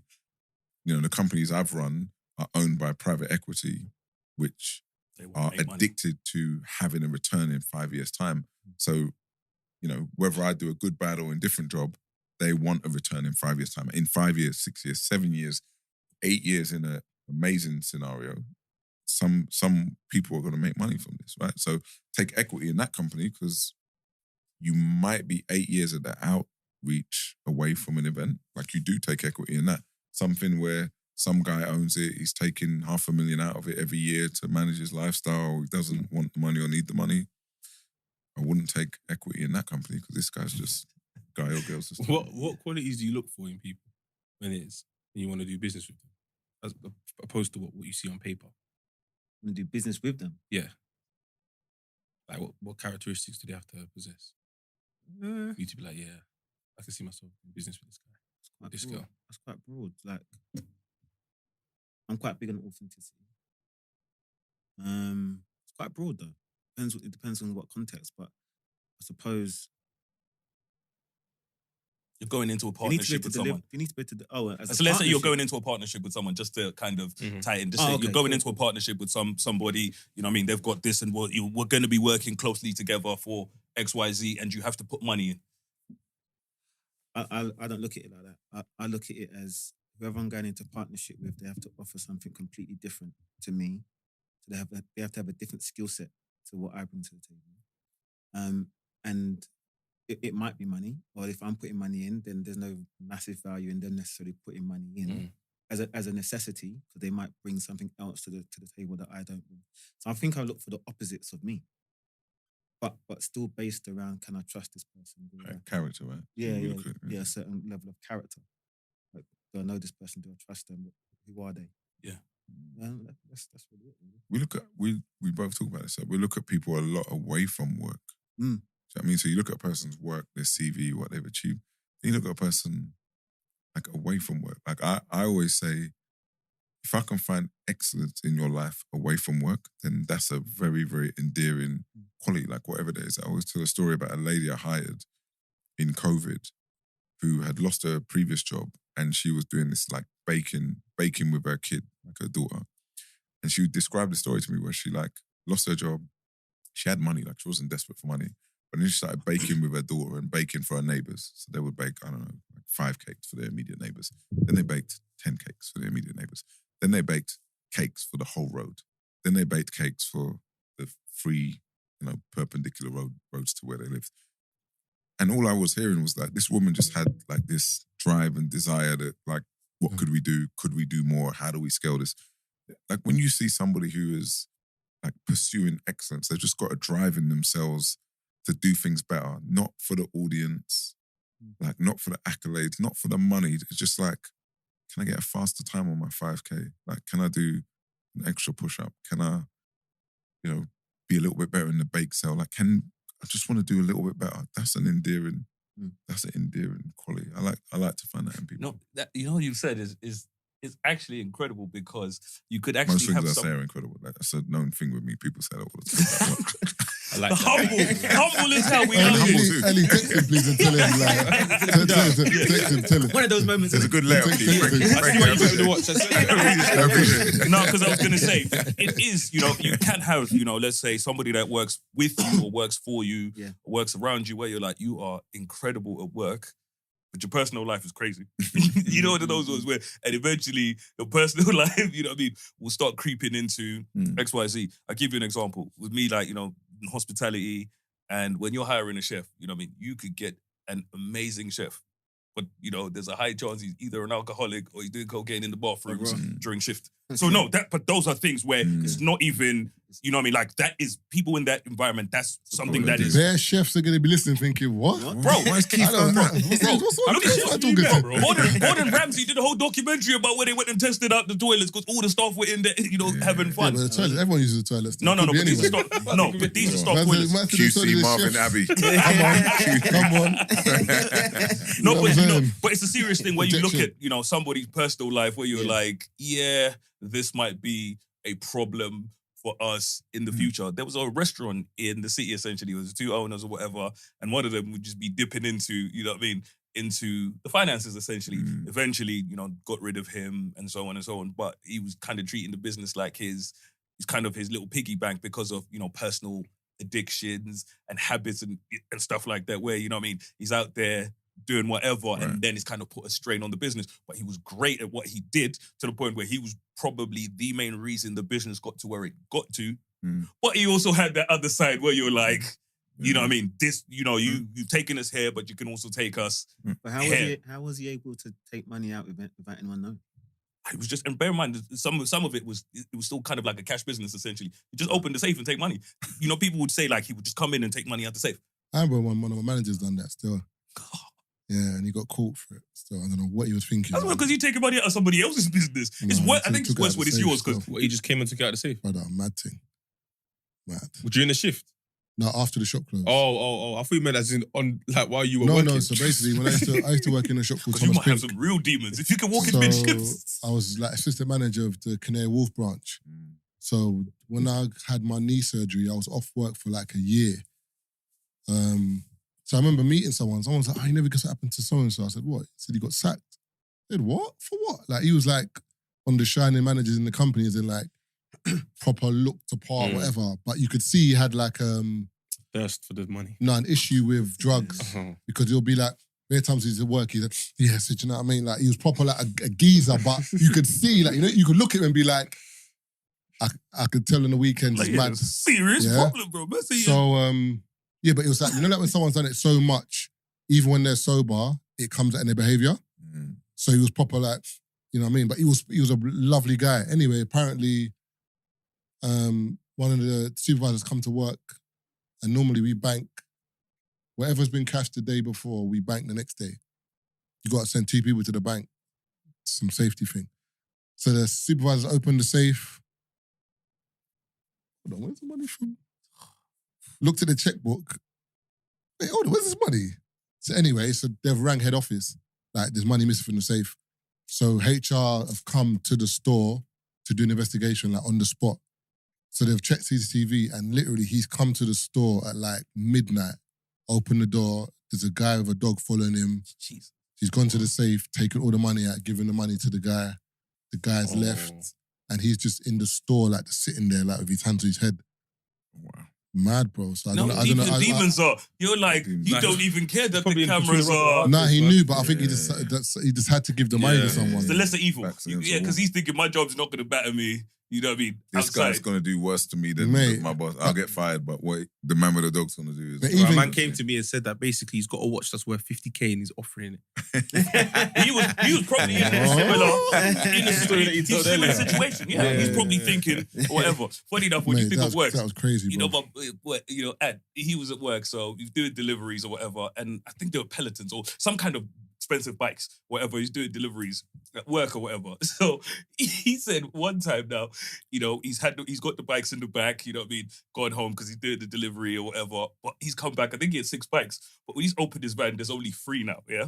So he's fuming because he's like, why did you take all of them? Because now I have to turn up to work with 3 bikes and I have to tell someone they only took 3. So how do you explain that, Marvin? I'm like, they only took 3 of the 6 expensive bikes. Bro, he was absolutely fuming because like, should have taken all 6 of the bikes. Because he's like, what do I do now? Do I just turn up to work? The 3. Or do I take the 3? Yeah, do I might be better. Bro, he's like, no, he was like, the bikes were mad expensive and he's fuming now because he's like, oh my God. Who's going to believe me? Because he was like, I wouldn't believe they only took 3. Imagine me telling you, Marvin, I know there was 6 of these things here, but somebody came and took 3. And you're like, why wouldn't they take all of them? I know, I think he's overthinking still. No, he got stolen, man. He didn't take them. Yeah. That's the... 3 bikes got stolen. Maybe someone could only carry 3. They only have space for 3. As long as he didn't. Man, that's what I'm saying, man. Hey, I'm doing too much over there, man. But that's even worse. The whole thing's gone. Where were you, man? 6 bikes got stolen. Where were you, bro? Yeah, because if somebody's really taking them, they're taking all of them. Where were you? 6 bikes got stolen. Outside my house. It's in the van. You didn't hear 6 bikes. 3. Because it's in the middle of the night, someone's taking 3. Like, why? Because I'm saying, why didn't they come back and take the other 3? Imagine you got to explain that you didn't take 3 of the bikes that you didn't take. Yeah, because no, that's the real conversation. It's like being at your brother's house and he's looking for money in his house and it's like, oh, did you see this £50? And you're like, nah, I haven't seen this £50. You look around, you help him look, you go in the toilet, the £50 is in there. Are you going to come out of the toilet and say, oh, I found it in the toilet? You never guess what. Right. You know what I mean? So you so happened. We looked everywhere, but you went in the toilet, Marvin. I want to audit your friendship circle, man. There's a lot happening in your friendship circle. There's too many. Like, that's not going in your toilet and you're looking for £50 that's in there. I'm going, Lee. This is the toilet. I found it. He's sweating. The question is now, Marvin, do you give him the 50? Because the £50 was in your sock. That's why you're sweating, bro. Whether it was in your sock or not, he's going to be like... I don't know, man. Like, my friends ain't going to think that. My friends ain't thinking that. If you have friends nicking £50, it's definitely, it's definitely some serious situation. Sorry, one sec. Me and Dee had a conversation the other day, and we were talking about this kind of the black community and whatever. And we were saying that when we were growing up, there wasn't many people that we saw in the business world doing their thing that we could be like, yo, that's sick. It was footballers, the man them in the area, maybe rappers, whatever. Yeah. Ish, grime artists. But it was never the black guys that you saw in Liverpool Street Bank, whatever, because maybe social media wasn't around then. Maybe those guys went to work and came home and minded their own business and they weren't hyper, super visual. So I was saying, but now, in terms of black entrepreneurs, they're kind of on par with the rappers, the social media people. Like it's like times have changed. Like even, for example, the video that you had when you're closing the deal. I was speaking to Lee and Lee was like, that was years ago. But you would think that was recent. But because the video was so impactful, like I saw it on about 5-6 blogs just of you closing that deal. And what's sick is because that's not an entertainer, that's not a footballer, that's not, do you know what I'm saying? You done your thing with the government, with the houses and whatever, that's sick. So it's kind of like we're seeing like maybe like a new wave of it being fashionable to be a black businessman or a black businesswoman, if that makes sense. Because before, not that it wasn't fashionable, but it was like, that's what your mum and aunt or your dad and your uncle's done. Like, that's not what I'm going to do though. Whereas now you can kind of see the shift where people are like, oh, I can buy property, or oh, I can buy equity, or do you know what I'm saying? Like, it's changed. Yeah, I think it's quite important. Like we spoke a lot, especially around when there was a lot of talk around like black representation in certain positions. I found myself in conversations with people, and there was like, there's nobody there. There's no one in these positions. There's no one in management or senior leadership positions across the board, or very low percentages, which is true. But I found that I was always in a conversation where I was on the opposite side of that. I'm like, no, I know loads of people. Yeah. Like, there's this person, there's that person. Now, and then like we spoke a bit, and we was like, well, actually, yes, there are people there, but nobody knows them. There's no one shining the light on the fact that there's people there.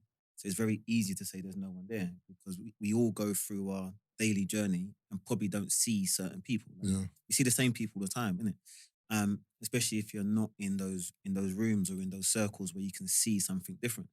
So then it became, well, I thought then it's quite important then, if people are digesting information or seeing representation a certain way, do you have a duty to then shine the light or show people in the way that they actually see things that there are other people there doing it? Right. So, and that's when, I mean, you guys can probably see with the FFG stuff, there's been a lot of representation, a lot of light shining on success and excellence and those things. Those things are intentional because there are people there. It's not just magically today, there's loads of people now.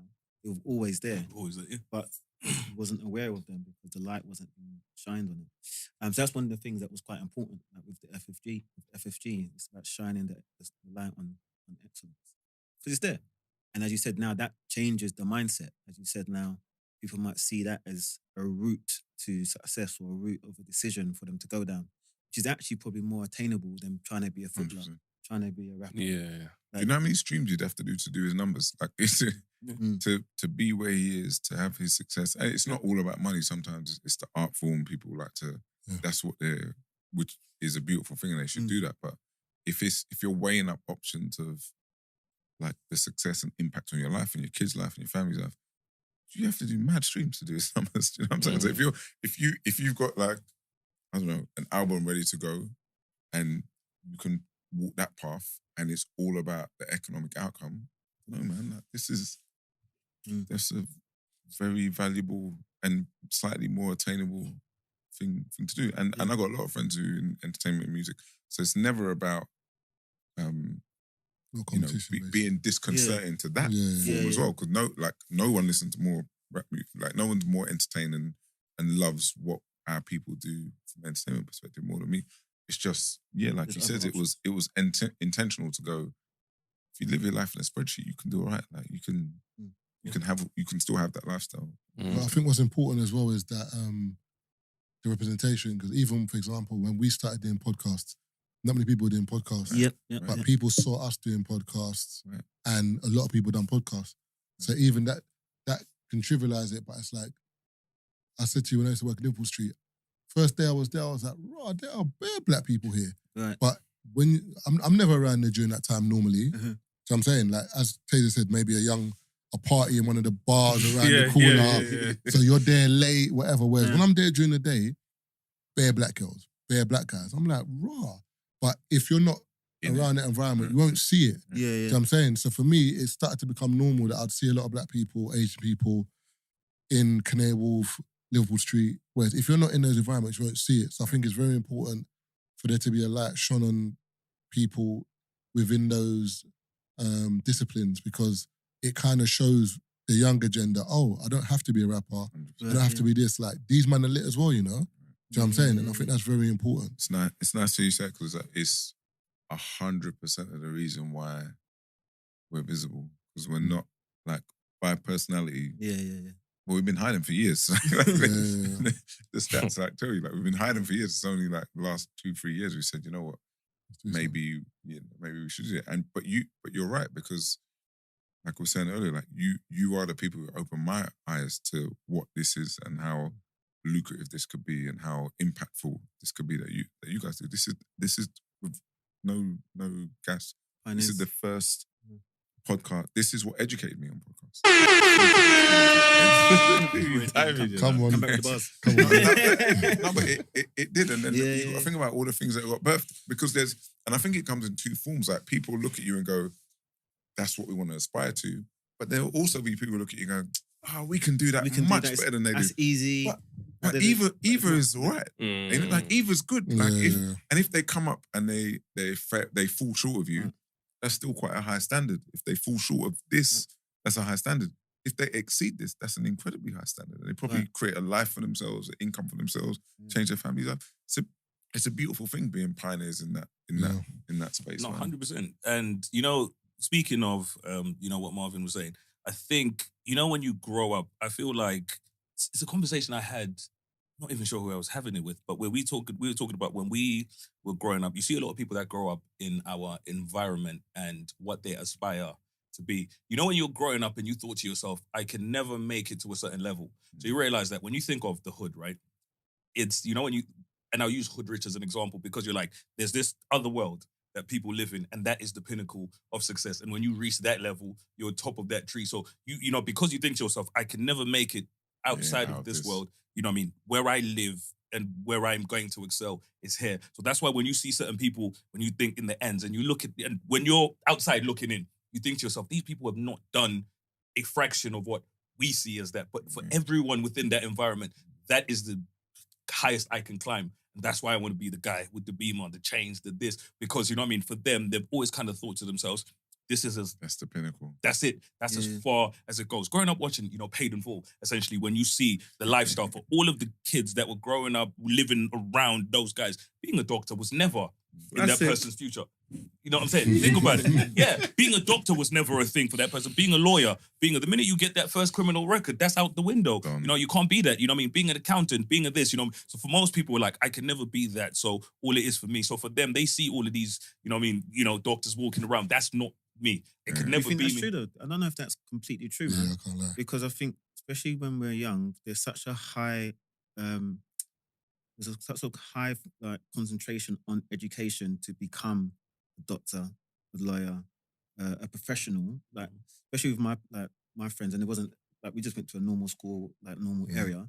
And I remember all their parents was kind of like, you've got to go to school, you've got to do your education, you've got to be a doctor, lawyer, wherever it might be. It might not turn out like that for the majority of people, but I think the intention from parents was definitely focused, especially in our culture. I think you're right. I think that the intention of parents was to focus on education, but we saw what came back onto the estate, and what came back onto the estate was footballers who were killing it, musicians who were killing it, or who looked like they were killing it, and then the trappers who were killing it. So we had the parents going, go to school, get a good education, and this is how you succeed. But I don't know about you, but I saw almost no reinforcement of that. I saw reinforcement of footballers, musicians, and do you know what was so difficult with some of our parents as well? So when your parents are telling you, go to school, be a lawyer, be a this. A lot of people's parents weren't successful in that way where you're like, you've not reached that. So I feel like for a lot of people, I'm like, I hear what you're saying, but it didn't work out for you. So you know what I mean? Like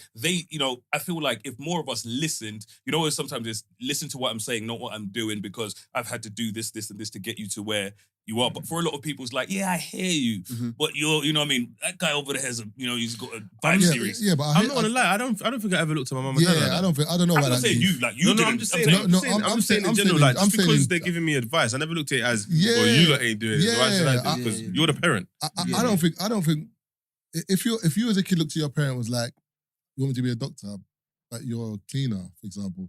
I don't think anyone. The slap you would have got, what? It's not like you're going to say that. I'm saying, for a lot of people, when you look at success, essentially, it's literally like when you get advice from people. But for example, I'm African, so I'm first generation here.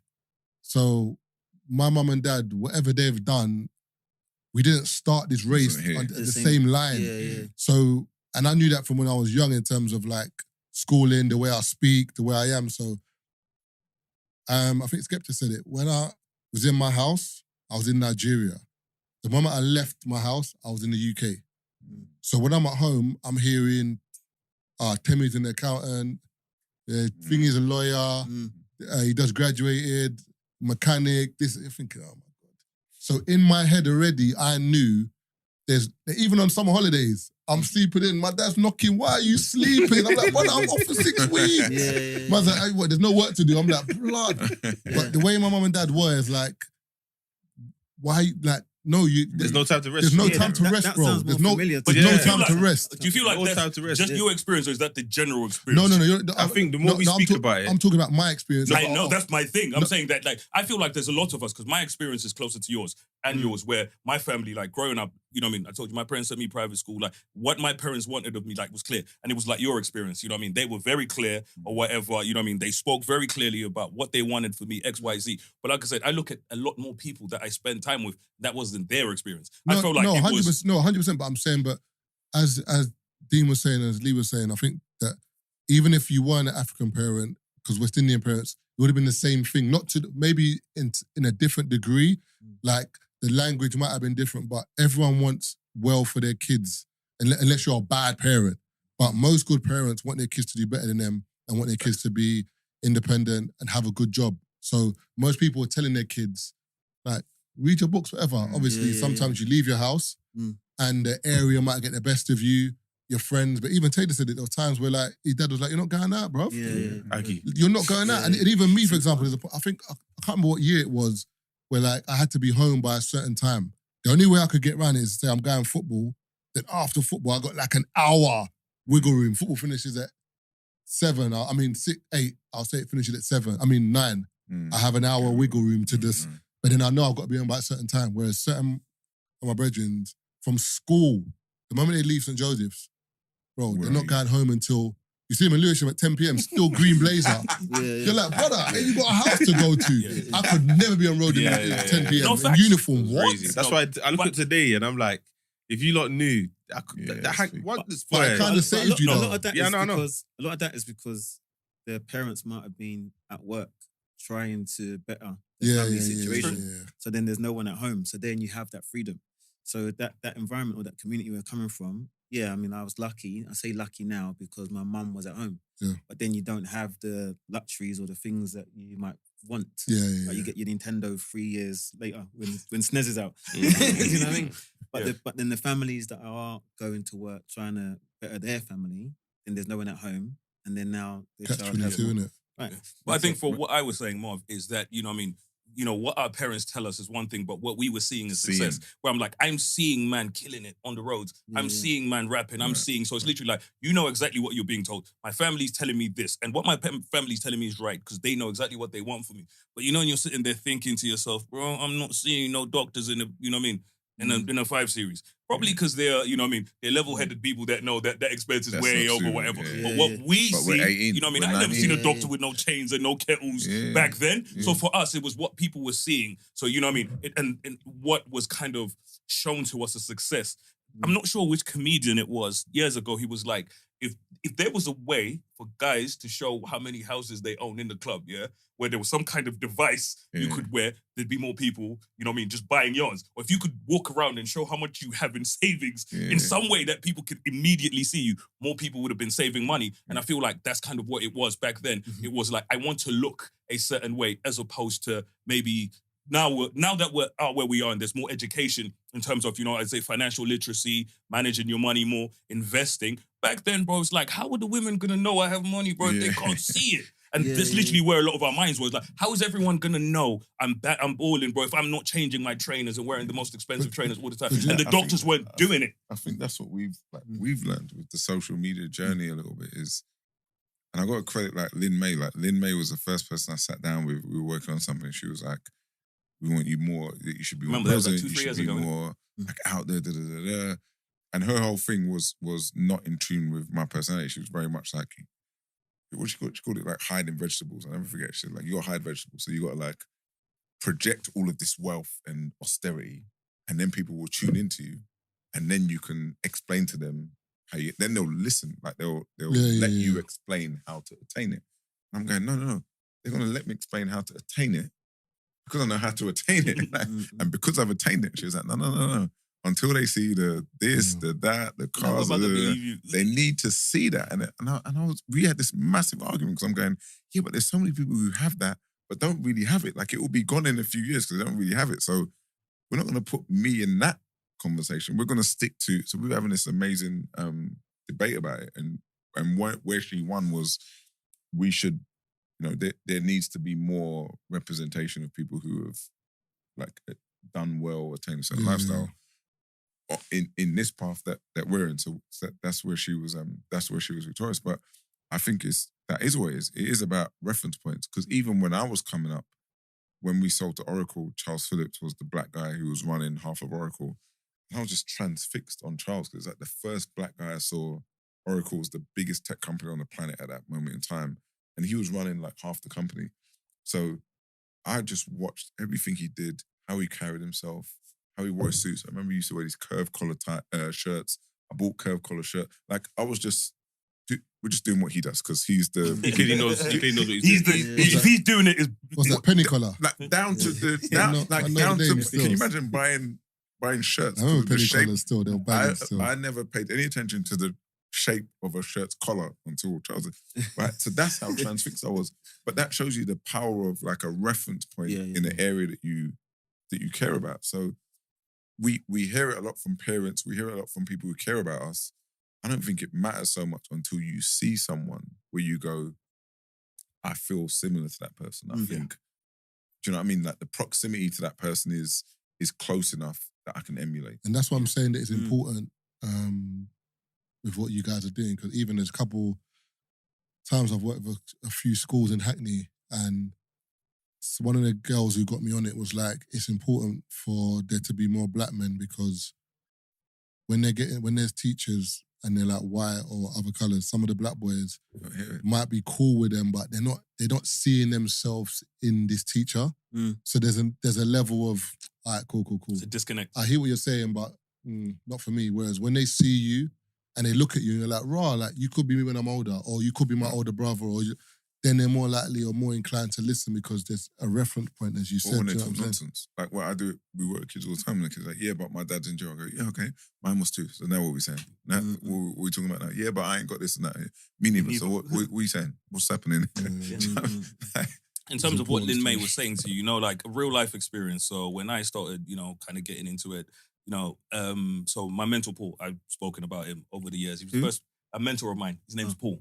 So for context, in terms of I was friends with him. We literally became friends on Twitter. Like I was a random white man, but he was funny, hilarious. We were friends for years. It was only 3 or 4 years into our relationship where I realized this man's worth over 100 million. But like when I say there was nothing to give it away because of kind of the conversations we used to have, like he never gave away anything. And if you looked at him, bro, he in for free over there. No, 100%. You genuinely like, and for him, it's something. I'm batting.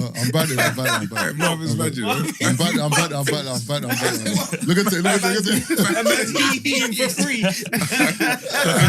He's basically thinking, if I had 100 M's, would I be You able think to I'm laughing joking?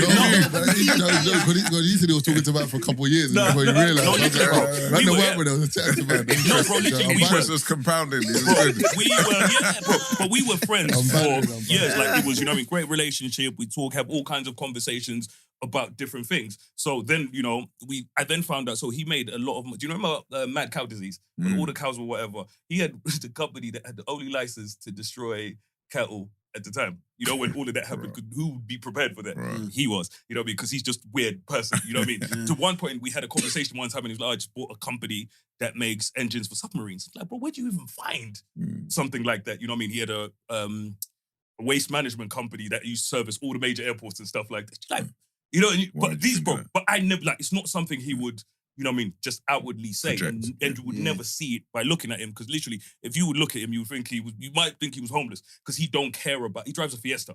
He only started driving a Mercedes recently because it was his wife's old car, because he don't care about any of that, essentially. So what would happen is, he gave me advice and, helped me out. So for me, started doing better in life and so on and so on. And people would ask me, what are you doing? And to the point where I used to post him, repost stuff that he was doing, but people were more interested in what I had to say, because I had a Range Rover and they didn't care what he had to say, because his page just wasn't going off. But I'm telling you, that's where I'm getting what I'm getting, but they'd be on there. If you were to go on Spotify I'm not sure if he still does it now, but this podcast he used to do, like little clips he used to do, record them, you know, in his house, in his car or whatever. But the views were so low because no one cared. Because, you know, they'd just be on there. And I literally, bro, just be putting that out there. But because he just didn't really seem like, you know what I mean? Like he was, he didn't look right. What Lee was saying in terms of like, you need to, unfortunately, a lot of people, not they're fickle, but they want to see. They're attracted by the shiny things. So they need to see something first to get their attention. Like, oh, what's going on over there? Because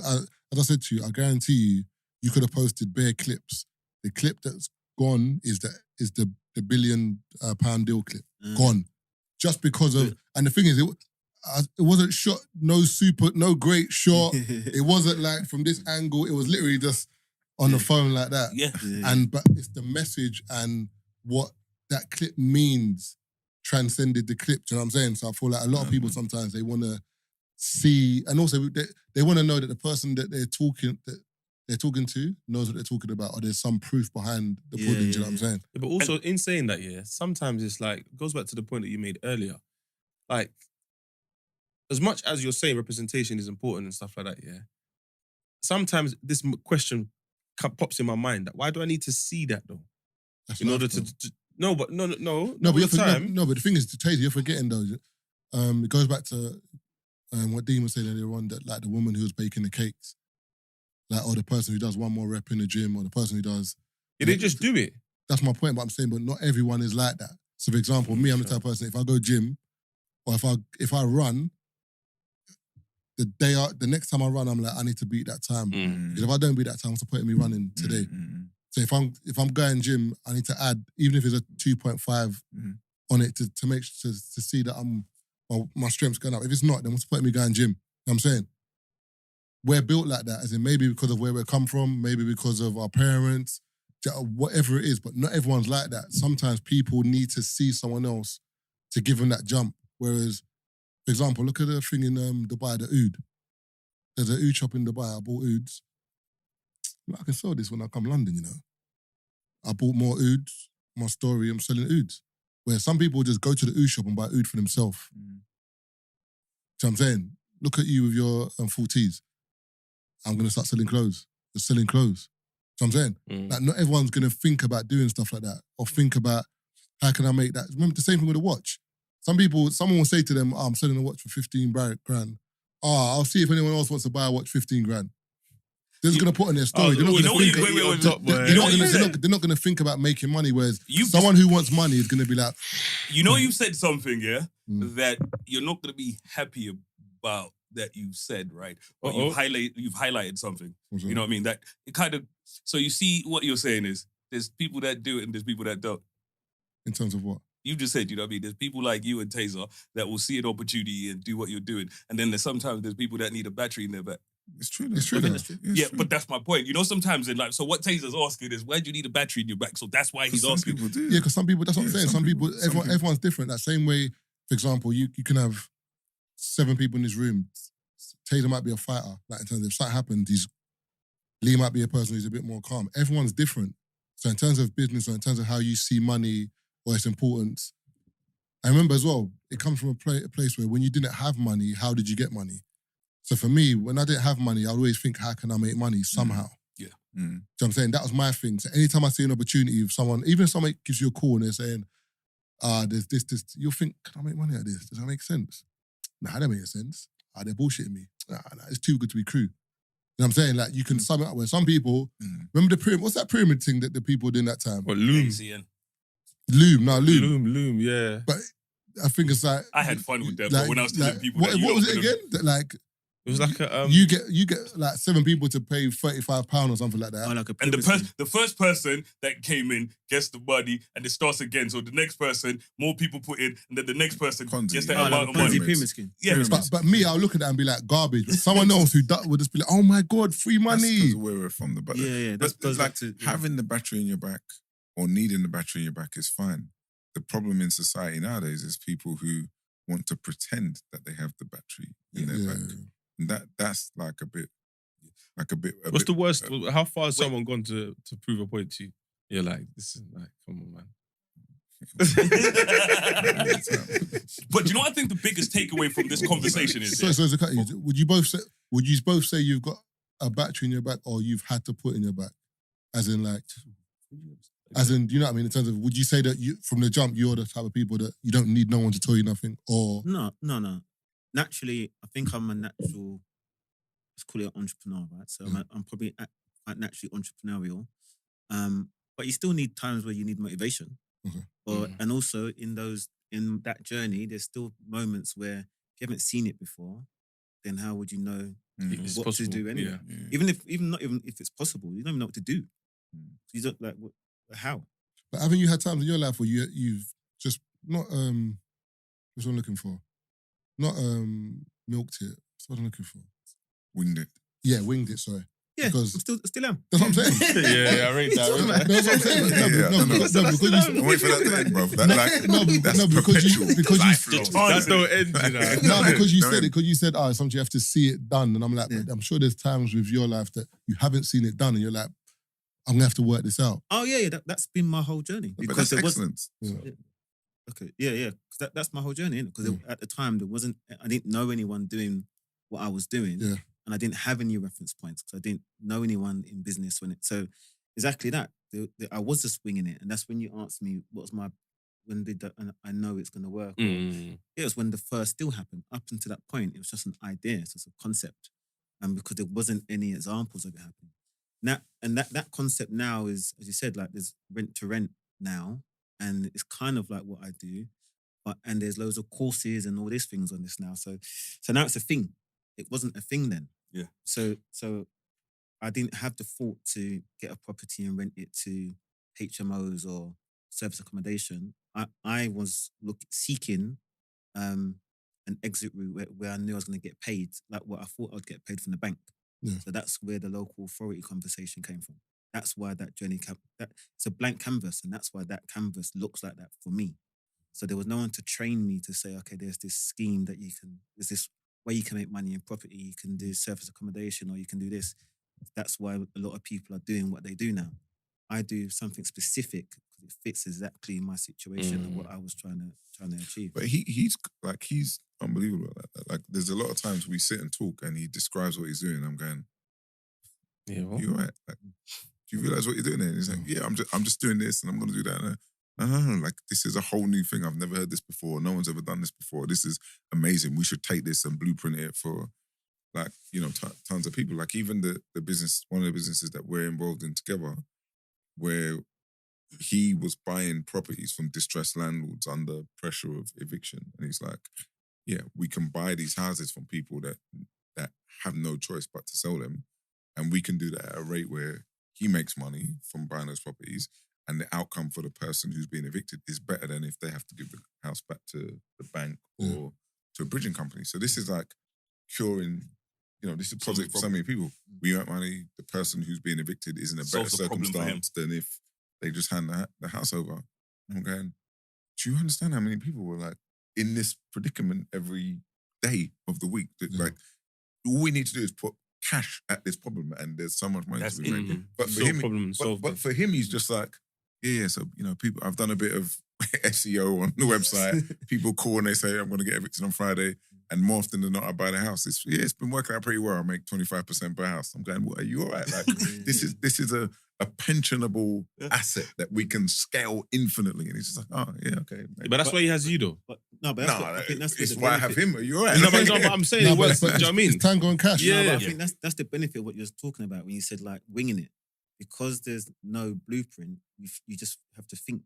And because I didn't have a blueprint on how I was going to buy properties, then you have to find a way to get into the conversation with people that need a solution. Sometimes it's a blessing to not have a blueprint. Because sometimes you've got blueprint. It's in the blueprint. There's something telling you no. Right. Or something saying no, there's this box. And you're like, But the value is outside of the lines. Yeah. That's being able to think differently to everyone else that's in that space. Funny when you describe that. So I was talking about Paul. He's a bit sinister. When I say sinister, he's one of those people that's very open about how he does business.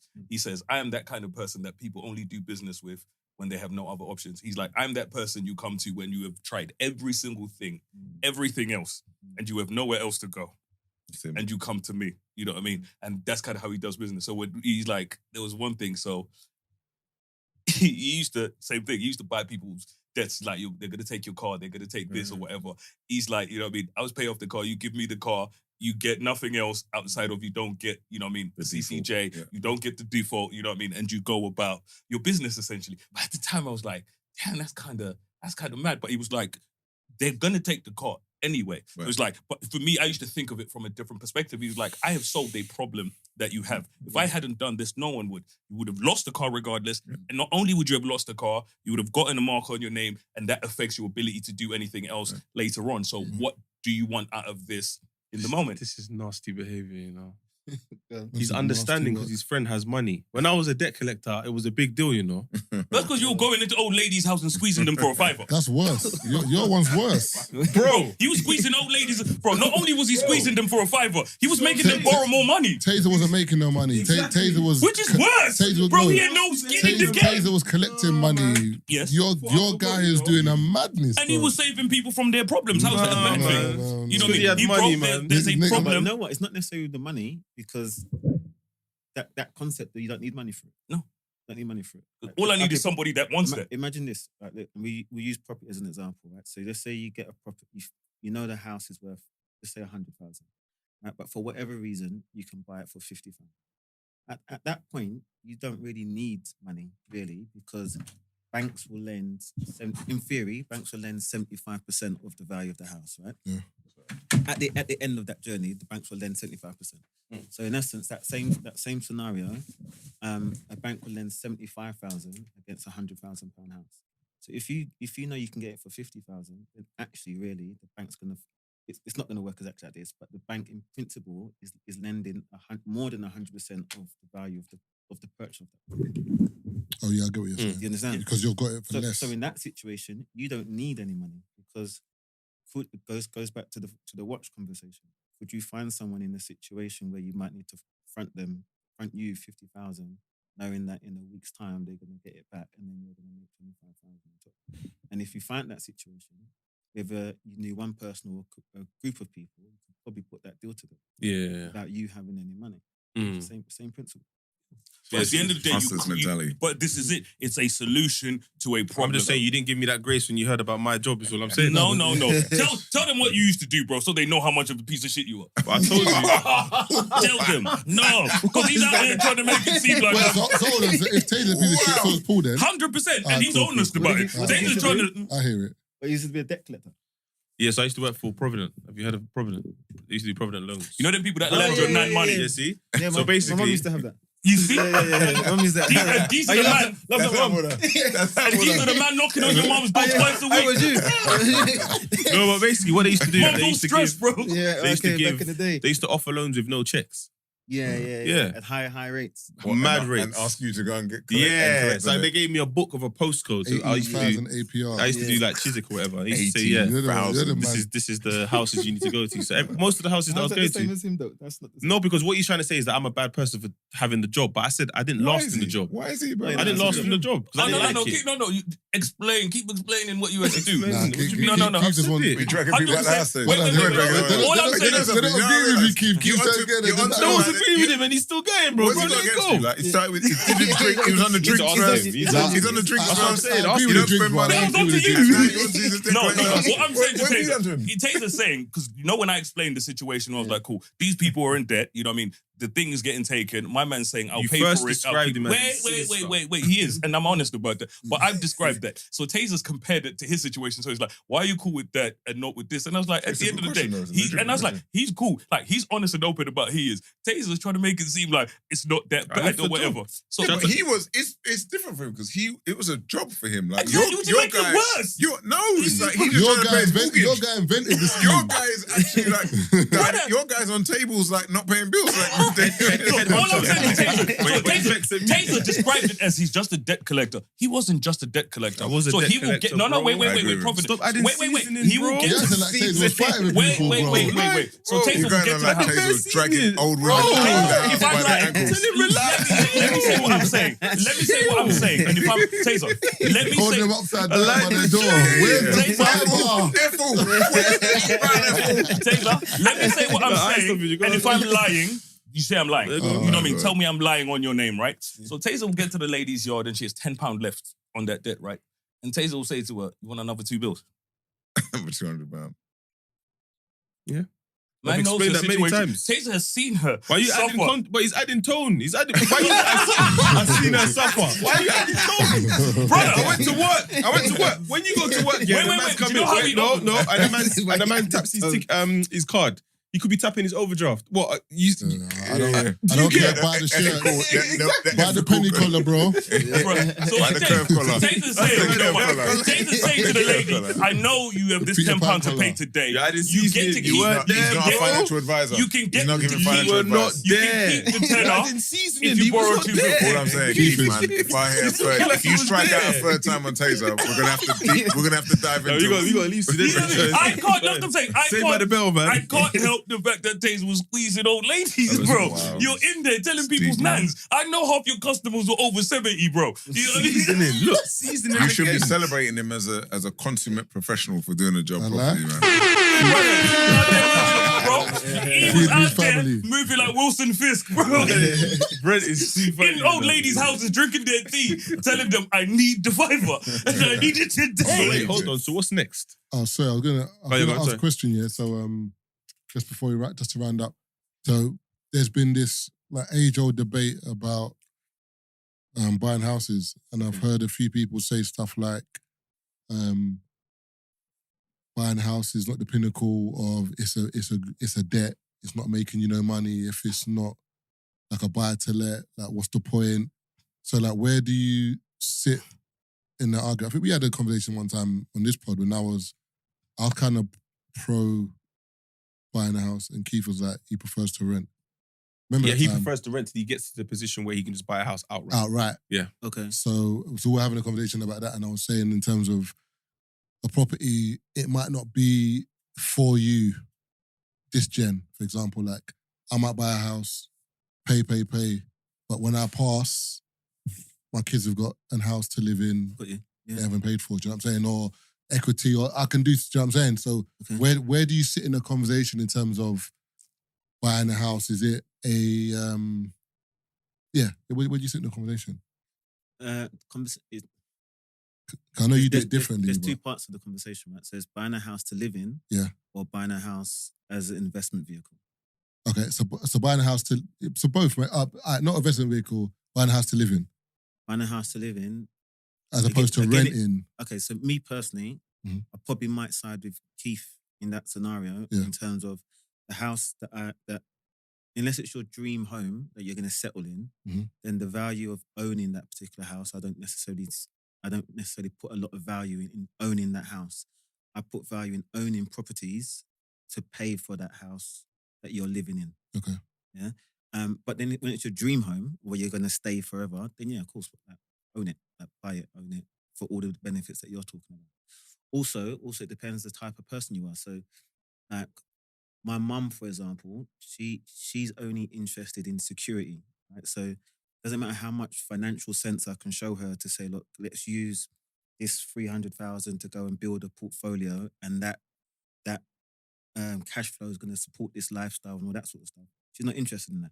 She just wants to know that she's paying her mortgage. This is her house to live in. Stability. Stability. So it depends on where you are in your journey, and also your access to deals. Because there's no point in saying, right, you've got X amount of money, and you're gonna get into buying properties to create that vehicle that I'm talking about in terms of that cash flow to support your lifestyle, and you don't have access to the deals. That's the real thing. If you're gonna get into property, you need access to deals where you're getting decent investment returns to make that make sense. When you say access to deals, can you explain what that means in terms of... www.leburn.co.uk. No, but I think we spoke on it earlier, right? It's about finding a house which is worth X price and been able to get it for less. Okay. That's it.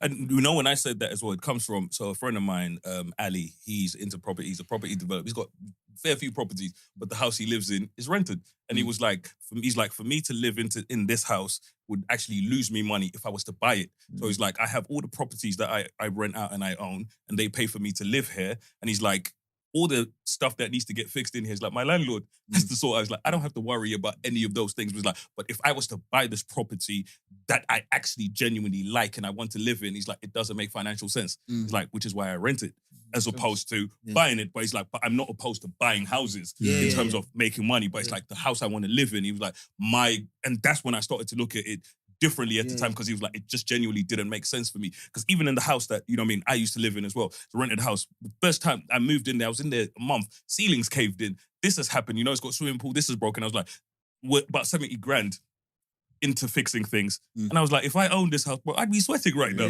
So I know every single time I called my landlord, he was vexed. Every single time, like, the fish tank is leaking into the yard. This is leaked in, but he has to fix it. You know what I mean? Like, you know what I mean? I was like, he fixed it quicker than I would have fixed it. But it depends also, sorry to cut you, it depends also how much money you have. I think that's also a difference, right? And most people, they're saving up to be able to buy their house. So in that situation, if you've saved up and you've accumulated X amount of money, and then you go and put that into a house that you live in, you're out the game now. Because now you need to go back and start to recoup and start saving So that's up. a good question. What's the percentage, would you reckon, before you buy your first house? How much should you have? Because I see what you're saying, because that's one of the things that puts me off buying a house. It's just, if I'm going to buy a house where everyone says you should buy a house in London, my whole deposit, I'm going to look at it and think, what? And it's gone. One girl told me her deposit, I said, what? The stamp duty. The stamp duty. I said, why would you? She was just like, I want a house. I'm like, can you furnish the house now? Yeah, that's a different conversation. You're finished. After you said something, sorry, I want to touch on something you said earlier, because it just reminded me of something when you said stamp duty. You know, when you talk about business and, you know, the things you didn't know in the early stages and then something you hadn't learned and so on. I had a situation, got into business, you know what I mean? We got in a great deal on, you know, restaurant, nice location, everything sorted or whatever. I've got the solicitor on, you know what I mean? So the first thing that happened is I agreed to pay the landlord's legal fees, which is, you know, standard in, you know, corporate, whatever, with commercial leases. Not a problem. What I didn't know is what law firm they were using. When I got, you know, when you get the thingy and you're looking at it, yeah? bro, I, to the point where I was like, can we use another law firm? I said, nah. You know what I mean? No, for context, it was 34 grand for the legals, bro. At this point, I was like, excuse me? Brother, at the time, you know, when I first, my like 7. He's like, 7, 8 grand, maybe. 10 at the worst. Grand. Where's this East Ham? No. But no. Bro, if you think about it, that's 10 grand, you know, lawyer, not a problem. So I'm like, yeah, it's calm. So I've agreed. You know what I mean? So cool. It's come up to 30 something, whatever. So I've got the lawyer on board now. My lawyer, you know, he actually charged me more because they charged more. So in a way, I was like, bro, that's not what you were saying. Before, cool. I'm here now. So all in all, so let's say 34 plus 18. So we're about 50 something, 60, you know what I mean? Illegal. Bro, I'm sweating at this point. At the end of it, where the solicitor is sorting everything out, it's a commercial lease over 10 years, over 7 years. What do they charge you? Stamp duty, and they base it on how long your lease is. My lease was 25 years. Stamp duty's come back at 70 bags. I said, excuse me? And bear in mind, this ain't in the budget. You know, you have your budget or whatever. So he's like, yeah, stamp duty 70,000. I'm sitting there thinking, and you didn't tell me this until now. But the solicitor's like, oh, I thought you knew. Bro, if I knew, I'd be doing this myself. I got you here because that's what you're supposed to tell me, bro. That's on you. Bro, it was an extra.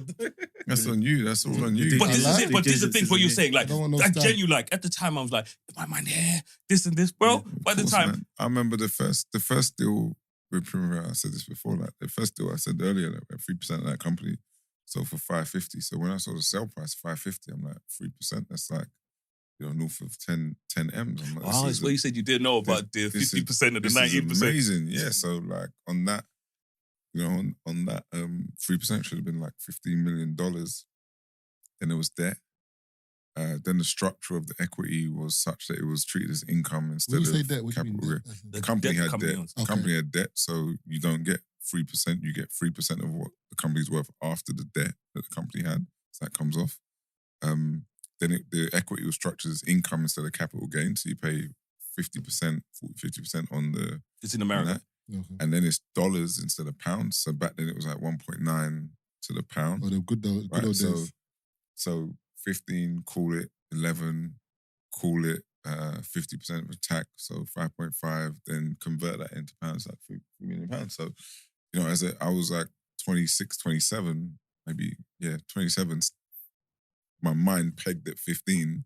That turned into 2.8, which don't get me wrong, it's like still an amazing amount of money. But the psychological thing of like 15 mil in. I couldn't spend 15 in my mind. Do you know what I mean? Like by the time I paid for my house, paid for my mum's house, I did all these things, I was still like 6 or 7 up.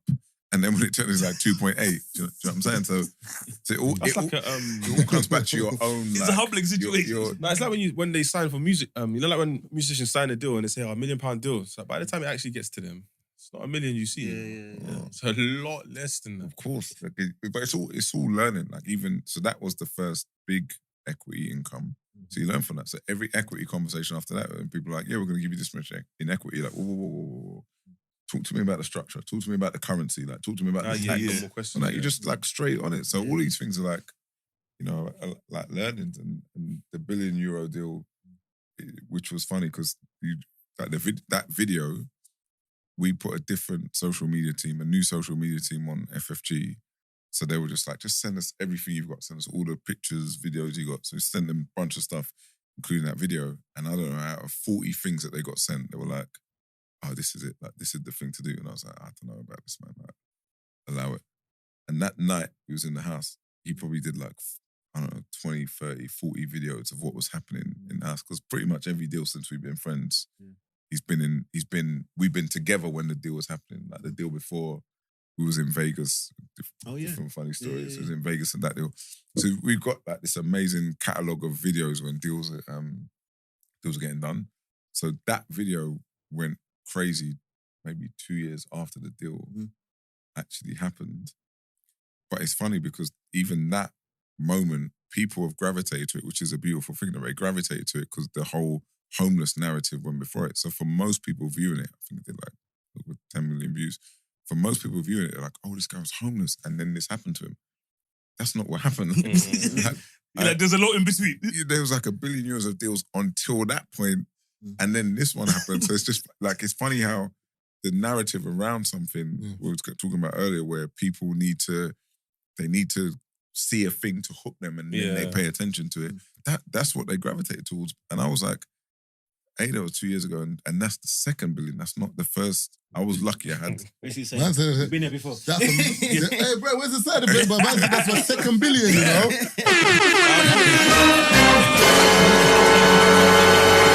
It probably slipped my mind from earlier, and I was like, I think the biggest takeaway from this conversation is, when everyone tells you should start your own business, you start this, you're this. Your story is unique because you're one of those people, and you're like, I have worked my way to this. I've worked for somebody to get to this point. So I feel like that story is one of the most important things because it's always that age-old conversation of start your own business, do this.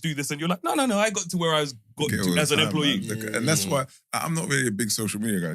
You guys are killing it on social. I'm not a big social media guy. The thing I love most about social media though is the comments because people kill me. But the comments like, that video, people are like, well, maybe now you can buy some curtains. You like the hell's wrong with my curtains? I was gonna say, like some curtains, No, sorry, but I was like, it's important to tell people that the entrepreneur journey isn't for anyone, and I like that your journeys are different because you're out there. You're like, I built this from the ground up. It's all me, and you're like, I worked my way up to XYZ, and I love it because it shows people you can either be him or you can either be him, and it's fine. But and some days I want to be him. Yeah, but life always tells us to be him. Be billions. No, but people. But I feel like society tells us don't be him, be him. But people don't understand that you can get to that level just doing that essentially. And I feel like it's really important for people to see people where they're like, bro, I've not. I'm not started XYZ. I've done this, which is different to what everything tells me to do, and I've made it. And I feel like that is an important thing because we don't come across many people like you. So most people want to be like this. And this is beautiful, you know what I mean? But it's not easy. I tell people, this is insane. People don't know. Like you said, the headaches, when you sit there and you're thinking, bro, I could lose everything tomorrow right now. Like I'm leveraged. Look at his face, he's stressed. That's what I was going to ask you. You see out of the videos that you got of like the times where you've secured a deal, you're filming behind the scenes. Yeah. Yeah. Is there anything funny that's happened that you didn't expect to? For example, you know when Dr. Dre signed his deal. Tyrese. When he became hip hop, They lost the money. and then he lost them the money. There's always madnesses. Like there's always things, isn't it? Like with Dean, I will say things like Dean's the extreme on both sides of the coin. He can be really exuberant on the spending. We spoke about some of that earlier, but he can also just do things which is like why is this?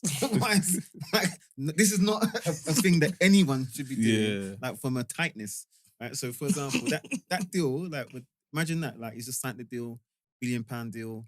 We're in the room, excited, jumping around, drinking. What's he drinking? Parody. Hennessy Parody. So we're doing the whole toasting thing. And this is a thing. We just need to sign it. All right, print it then, so we can sign it. So I can film you doing the whole signing. Oh no, I ain't got no ink. What the hell you mean? What do you mean you ain't got no ink? Oh no. Like I knew it ran out, but I didn't want to get any more ink. $1 billion deal, you got to buy new ink. That's real though, man. I'm going to him.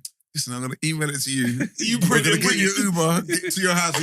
And he's going, I'm not doing it. I'm not doing none of this. I'm not standing for this. I'm going, It's more expensive than the ink. I'm going, I'll get you an Uber to go to your house. He's going, I'm not doing it. No, Over you should. £1 billion deal, all the razzmatazz, and you go ink. I said, nah. I'll figure this one out. But that is the most black thing I've ever heard, though. But it's like, where's the ink? I said, I'll call you an Uber, you know. I'm begging him. The Uber's more expensive.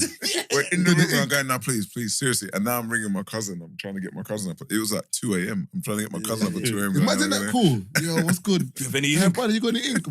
But he does What? stuff like that all the time. Like he's big into cars. So like there was a period where you probably had like most cars that you might know and like. I'm not into cars, I don't really know him. But he was talking to me about like the Maybach. He said, I'm gonna get this Maybach, I don't know, 7 Series or whatever. For context, there's one outside and I saw Yeah. But Your nigga didn't hide it properly. I saw it. So he's talking about this top of the range Maybach or whatever. He's like, like speaking to me for about 20 minutes about all the features on this car, why it's good for him, he can work from it, all this different stuff. I goes, but I'm gonna get like the 3-litre one. So like, what are you talking about? Why? And he goes, oh no, because petrol prices. I said, what? Hey, that sounds like me, you know. Yeah, bro, I'm putting him. Prices. That's funny. I'm putting him on blast. You know Jordan Banjo? He's hilarious. So he bought a G-Wagon, right? And I cook him about this all the time. But he bought the 3-litre one. And I was like, bro, it's a tractor. Like, why would you get... He actually got rid of it. Yeah, because he was like, I can't do this, bro. It was a tractor. But I was like, so you bought a G-Wagon, yeah? And you bought the 3-litre G-Wagon, bro. I'm like, can you go up hills in it? like, it must be it's like, you know when Range Rover started doing the 2-litre Sport? And I was like, brother, like, you can't have passengers in there. No, man. Every now and then. That's you need the contrast, innit? You need to be able to rein someone in, but you also need to like, no, what are you talking about, man? Like do it properly. Do it properly. Yeah. You got to be able to do both. But no, stuff like that is important. And I feel like, you know what I mean, your story's incredible and your story's incredible because there's so many sides of business that people don't see because most people just see that video of you sitting there thinking we've got the deal on the line, but nobody sees every single thing in between. Nobody sees every failed meeting where you're struggling to agree over simple terms, where you're thinking, bro, this is so simple. We could just get this over the line, or something that somebody's missed. And you're like, we're really near the finish line, and you're looking at something and you're thinking, what the hell is that? And you're thinking, yo, this changes everything. And now we have to go back and have that conversation again. They crumbled multiple times. That deal crumbled 4 or 5 times. But the only benefit of it crumbling 4 or 5 times is that, like, that's why I talk about having done it before, is the core HR deal crumbled on Christmas Eve 3 years before that. Like, I thought the deal was going to get done on Christmas Eve, it all broke.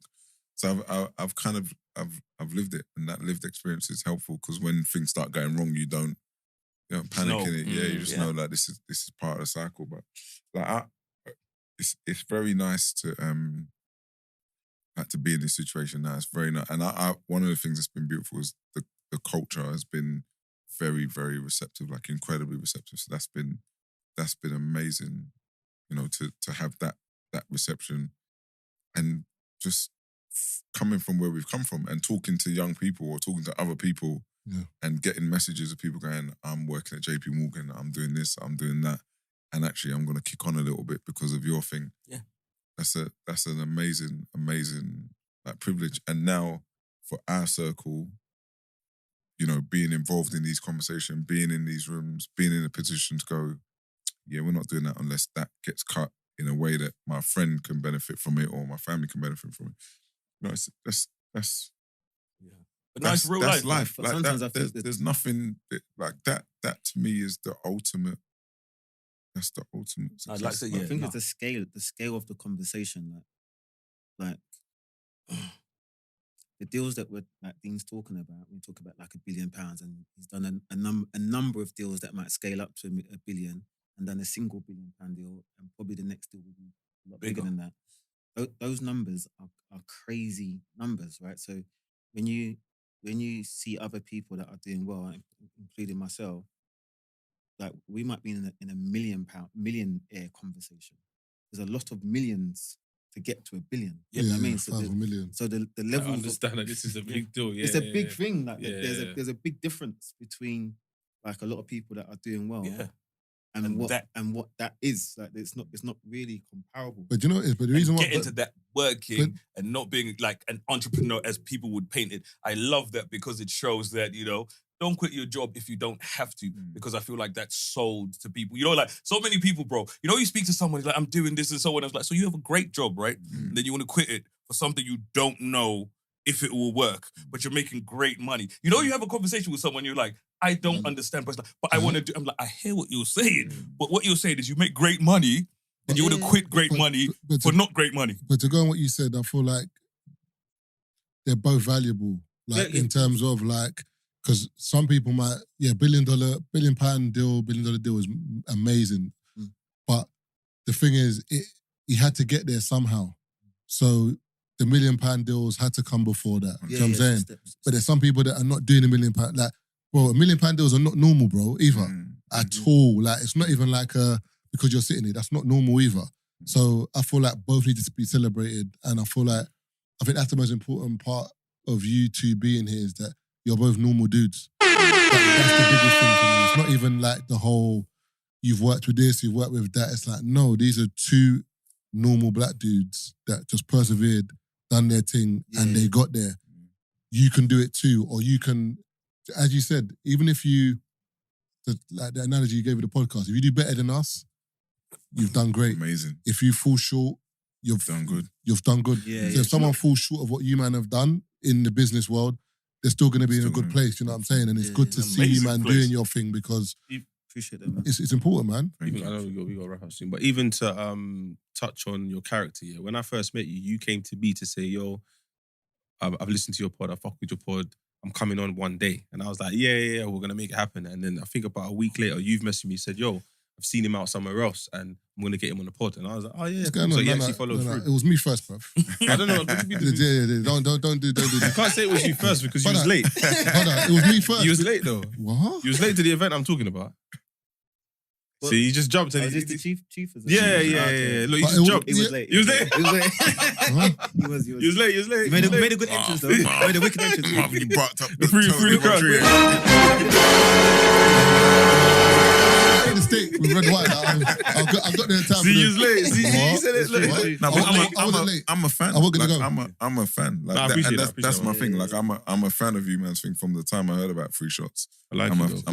a fan of you lots. And when I see you, I was genuinely like I've seen you and I've listened to you and I've like replayed your clips and that. Cause I'm like, yeah, this makes sense. Or no, he's got this wrong. Do you know what I mean? So I'm a genuine fan. Like I'm not one of them. And I think we can be like that in our culture where the ego gets involved and who's big or whatever. Not. Like, I'm a fan. So if I see you out, like, I'm like, I'm gonna show love, yeah, because I'm a fan, and that's. I feel like we need to do more of that in our thing. Yeah. That's how I've made a lot of friends, built a lot of relationships. That's like how me and Kano nearly ended up like fighting because of that. Because he did, like we see Kano out, and that same thing. I was like, oh, like we had mutuals in it, so the mutuals have introduced us. I'm like, oh, cool. Like I'm a fan. Yeah. Because I'm a fan. Like I go to the gym, I'm playing Home Sweet Home. I play all the albums. Big album. Jack Brown mixtape. Like I play it. So what am I gonna do? Like you're here and I'm gonna pretend like I never listened to your thing. I'm a fan. That's up. So we're nice to meet you. Very rare mutuals. I'm a fan. Love your thing. He's like, all right, cool. Day's gone on. It was a day party. So day's gone on. We're drinking. We're chatting a little bit. All right, cool. Evening, we've got a food. There's like 6 or 8 of us. Had a little food. Bit more of a chat. Nighttime.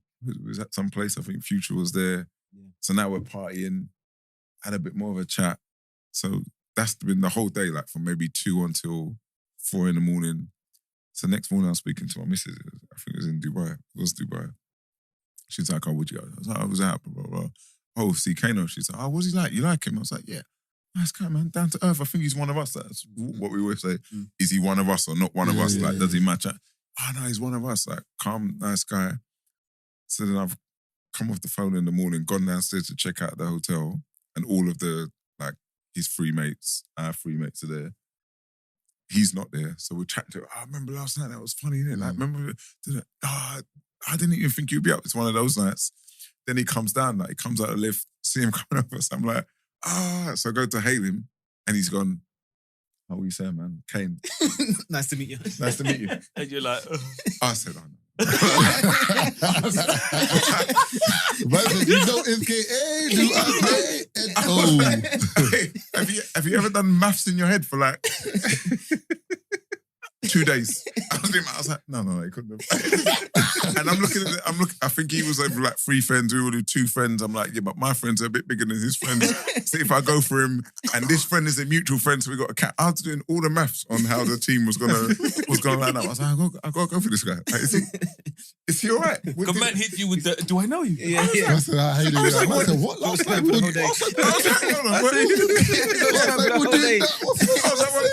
were best friends yesterday. And to make it worse, I just took it to his wife. I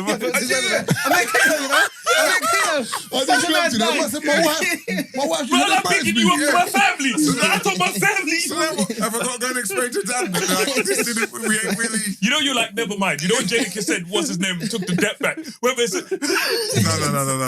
I was looking at him for a good hour. There was breakfast served. I was looking at him thinking, if I just. Like if I go around the neck, like you'll be on the floor quickly. By the time my man gets involved, I was looking at Tequila. I was calculating it. You know in Fresh Prince, Carton, when he goes, he gave me the wink and the gun.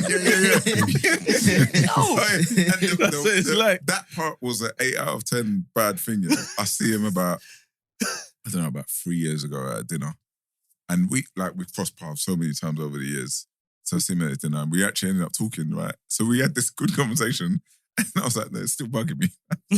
That's what I told you. So I was like, do you remember this? And I told him. He started busting up. He said, I don't remember doing it.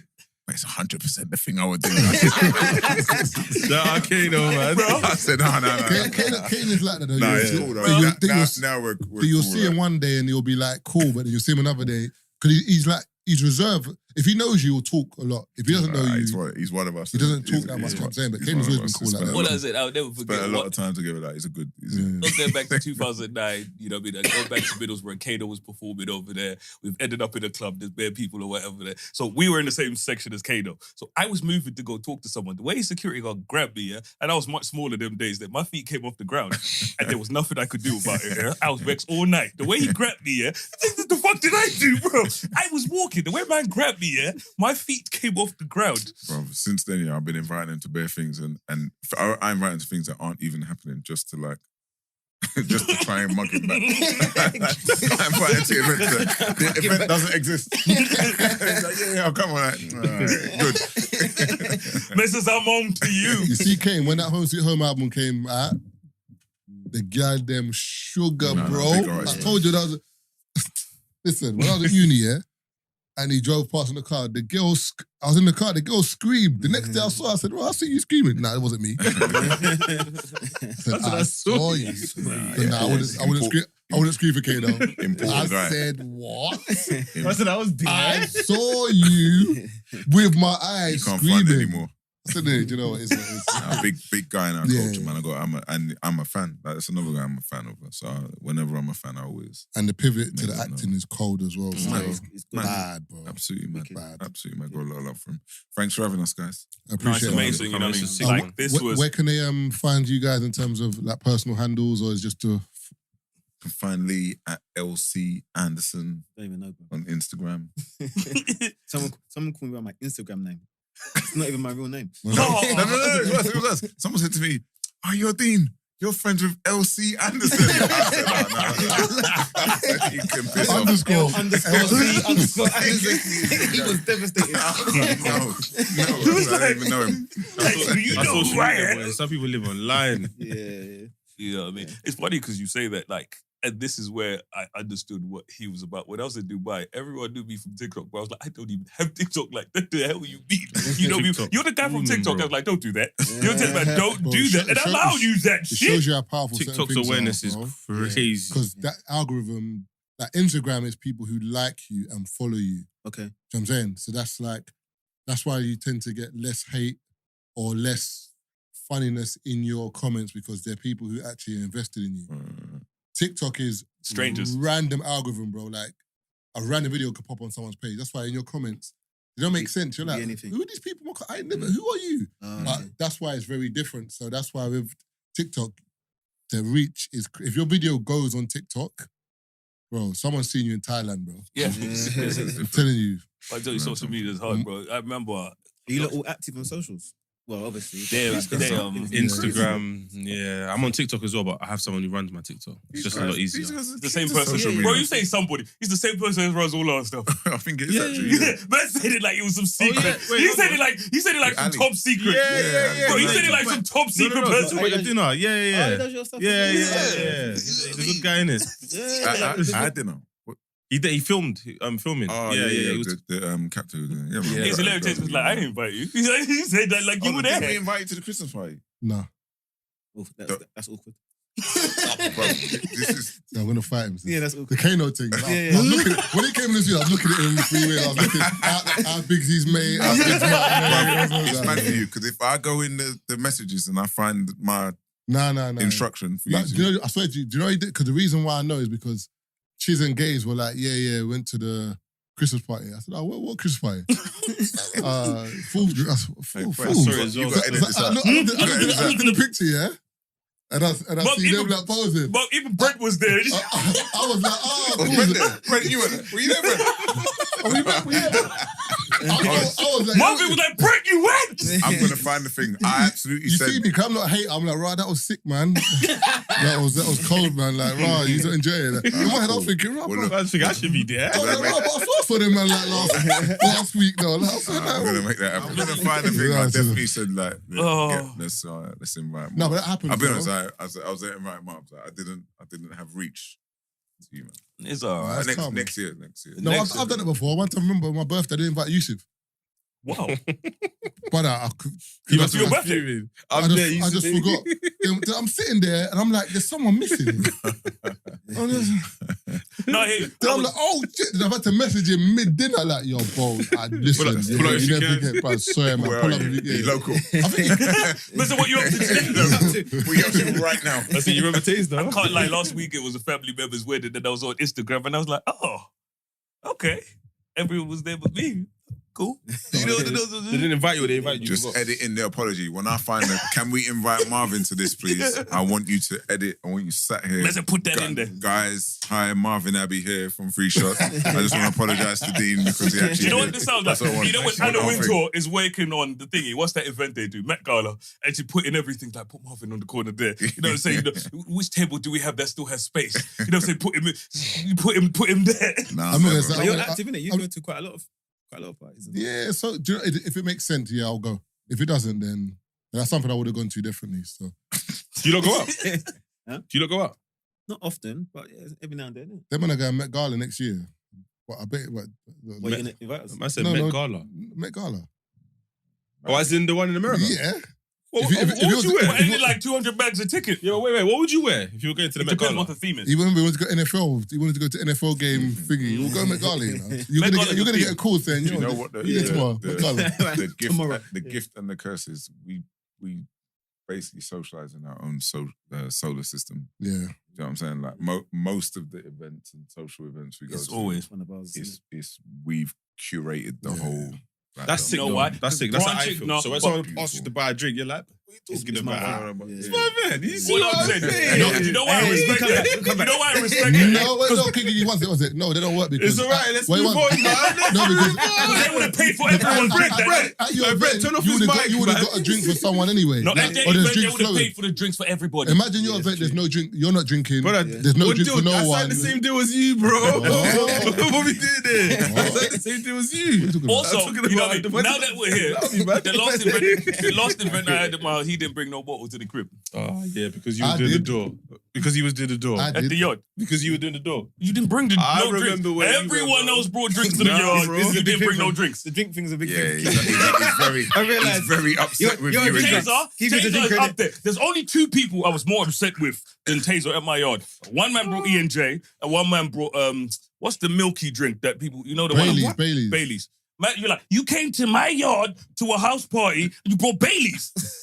And I was like, I don't know who you That's are. not the girls. That's Were for the you girls. more upset with the people who brought drink than the person who didn't bring drink? Yes, because you brought Bailey's, bro. You shouldn't have brought nothing. You brought Bailey's. Wow. No, I'm you lactose won. You intolerant, won. bro. I can't even drink that. Who thought of the name 3 Shots of Tequila? Me. I was So I'm like- because you're the drinker. Yes. No, but it's actually based off him being a drinker, and he don't even buy no drinks. It should have been 2 shots of tequila plus Taser. Yes. It's 3 shots of tequila. We should have said 3 shots of tequila bought by both. You know what I mean? It's crazy that he's tequila 2 taste. shots of He one don't even screw. buy no tequila. That's what's true, you know. From here, I want evidence of Taser buying drinks. That's what I need from here on. 100%. I'm Buy on drinks to- first, proactively. Well, just 'cause I think it's safest. Like if you buy drinks late, you might get dragged into drink buying that you Just be don't want to be in. proactive. Just do it early, small numbers, He's killing me. and Simple. I want Marvin in all places On time. 15 minutes ahead of call time. That's all I ask. Like, Oh, if what we time can- you asking for a bit too much there? At the dinner. which dinner? What dinner? The party that you missed. All right, 8 o'clock. 8 o'clock start. Did I you go didn't there miss for it. 8 I was o'clock? late. Oh, that cheapest thing where we see you. That you were late for that too. Like, bro, like Nah, everywhere we He's look, like an like hour you late. just it's No, just 'cause lazy. no, The You time walked through the quiet, you The know. thing, I'm saying, no, that's a lie. That's a lie. Marvin, That's a lie. I've got the video camera. You know one thing I I thought you part of the fucking runway. Marvin, when you made me for a drink the other day, were you late? No, but why was I Oh, late? fuck. Don't give excuse when you No, late. forget. Why was I late? I don't know. He didn't ask that. It doesn't matter. He's just late. We didn't I ask. showed you when the police stopped me. I showed you the video. Started sending me to- It's what it says. Yeah, I had to. But the police stopped me. I said to you. But Marvin, in every conversation we've had today about punctuality, you're late. Not every. Do you know one thing I was My saying? problem with it is I would just prefer you to go, I got a punctuality problem, I need to address I it. own But it. you're Simple. like fighting against this thing. Oh, but It starts when I get Do there. you see what I'm saying? At How first I used to do be I offended. check him? How do I check my big bro? At first I used to be offended. You're even struggling, see what I'm saying? You're saying. Bro, No. I've known you See 2 what I'm hours saying? and it's like that. Bro, I'm saying. Don't believe this. These are just a couple of events that have transpired. Bro, all of them. You know what, yeah? She was when I weren't driving. All I'm saying is, as much as I used to get offended by Marvin's lateness. You know what? Actually, no, I was. Was that- You know one does that thing mean I it wasn't late? So which one is it? Which one? No, You were I wasn't. driving, you weren't driving. No, Basically, that was the other thing. all that proves is no matter how you get there, you're late. That's all it proves. It doesn't Marvin, prove bro, that you but weren't you know one thing I'll give. You know one thing I'll give him, bro. And the only reason I accepted, I used to get offended, and I Accept what? realized he don't discriminate. He like, you know, one of those ones where he's like, He's he like, don't know who you are, and I'm No, like, no, cool. everyone. You know, it's not personal. What, You you know, like- it's not personal. Can I share a personal story? So, was it CA? Oh, yeah. Was it CA or was it Brother Zofi? When we went to the meeting and we're Went to sitting the there, you meeting, was yeah? This guy, nah, you weren't sleeping. He was sleeping. He came late. He didn't come. What? Oh, no, he No, didn't come. he He didn't didn't come. He didn't come. come. He didn't come. He didn't come. Just didn't turn up. So I'm trying to call. You know, like what I was doing here. I was like, oh, it's a bit awkward. Let me make the phone. I'm I doing the was phone call. He's sleeping. not. I messaged you while I weren't there. No, you called us and you were sleeping. This guy. No, I wait. called We you. were at the sleeping. O2. Went to the O2. It's the day I raced Ben back to the ends. Oh, okay. And you probably, weren't there. probably. And I remember Man, it. do you know what his excuse was? I took night nurse instead of day nurse. I remember that. What? Brother, man did not wake up. That Bro, wasn't me, bro. It was you. I'm telling you, bro. No. We were there. No. We were sitting in the office. Bro, I got the collar. Shut up, you'll never wear a bro, coat is collar. that, bro? What? We're chilling, bro. We're discussing our tour. Bro, we're discussing our So tour. where's Mark? The funny one. I We're like. chilling in the office. Brother, Wait a minute. this Wait a is- minute. he didn't even call during the meeting. He called later. After the meeting, I'm trying to avoid the lift with the I team. don't, listen, don't believe this man still. Bro, I'm like, if I'm lying, Don't I'm believe this man. dying, bro. Don't believe It's this an man. in- What year was that? If there ain't no receipts. It's don't- off, no, it's don't- our first tour with them, 100%. First Me and tour. Tazer were there, and I remember this. Do you remember when That tour paid for your rings, bro. Don't act like you don't remember, blood. Bro, and it was the time, and I know that day because I raced Ben back to the end. It's Ben had the overwhelming. SVR, and I had what's his name, black You convertible. gotta end it there. Don't give him a chance to come Yeah, back, no man. rebuttal. Hey, Brett, No lock off the rebuttal. mics, man. Thank you for listening. Don't even lie, bro. And you know the meeting, Sickos, bro. you're sitting You around the better big lie. table waiting What? for a man to call you. And you're like, when is he coming? I'm like, I have no idea. Let's take pictures, man. Thank you. Yeah, you better sickos. Just make us lying on my bed like that, bro. I can't believe this shit, bro. Evidence on Marvin's punctuality is Don't believe these guys You know, still. funny, man. Oh, Marvin's fighting it. That's the funniest He right can't here. fight it. The evidence is overwhelming. Open and shut case, Danson. Says the man who came late today. Ooh, today, bro, I'm just one off. If we sit there, One off last week. See? Yeah? Okay, we can sit here. The week before that? No. You know when The you week go before to that? court and they're like, everyone put your paperwork on the table. His file is like this, mine is like that.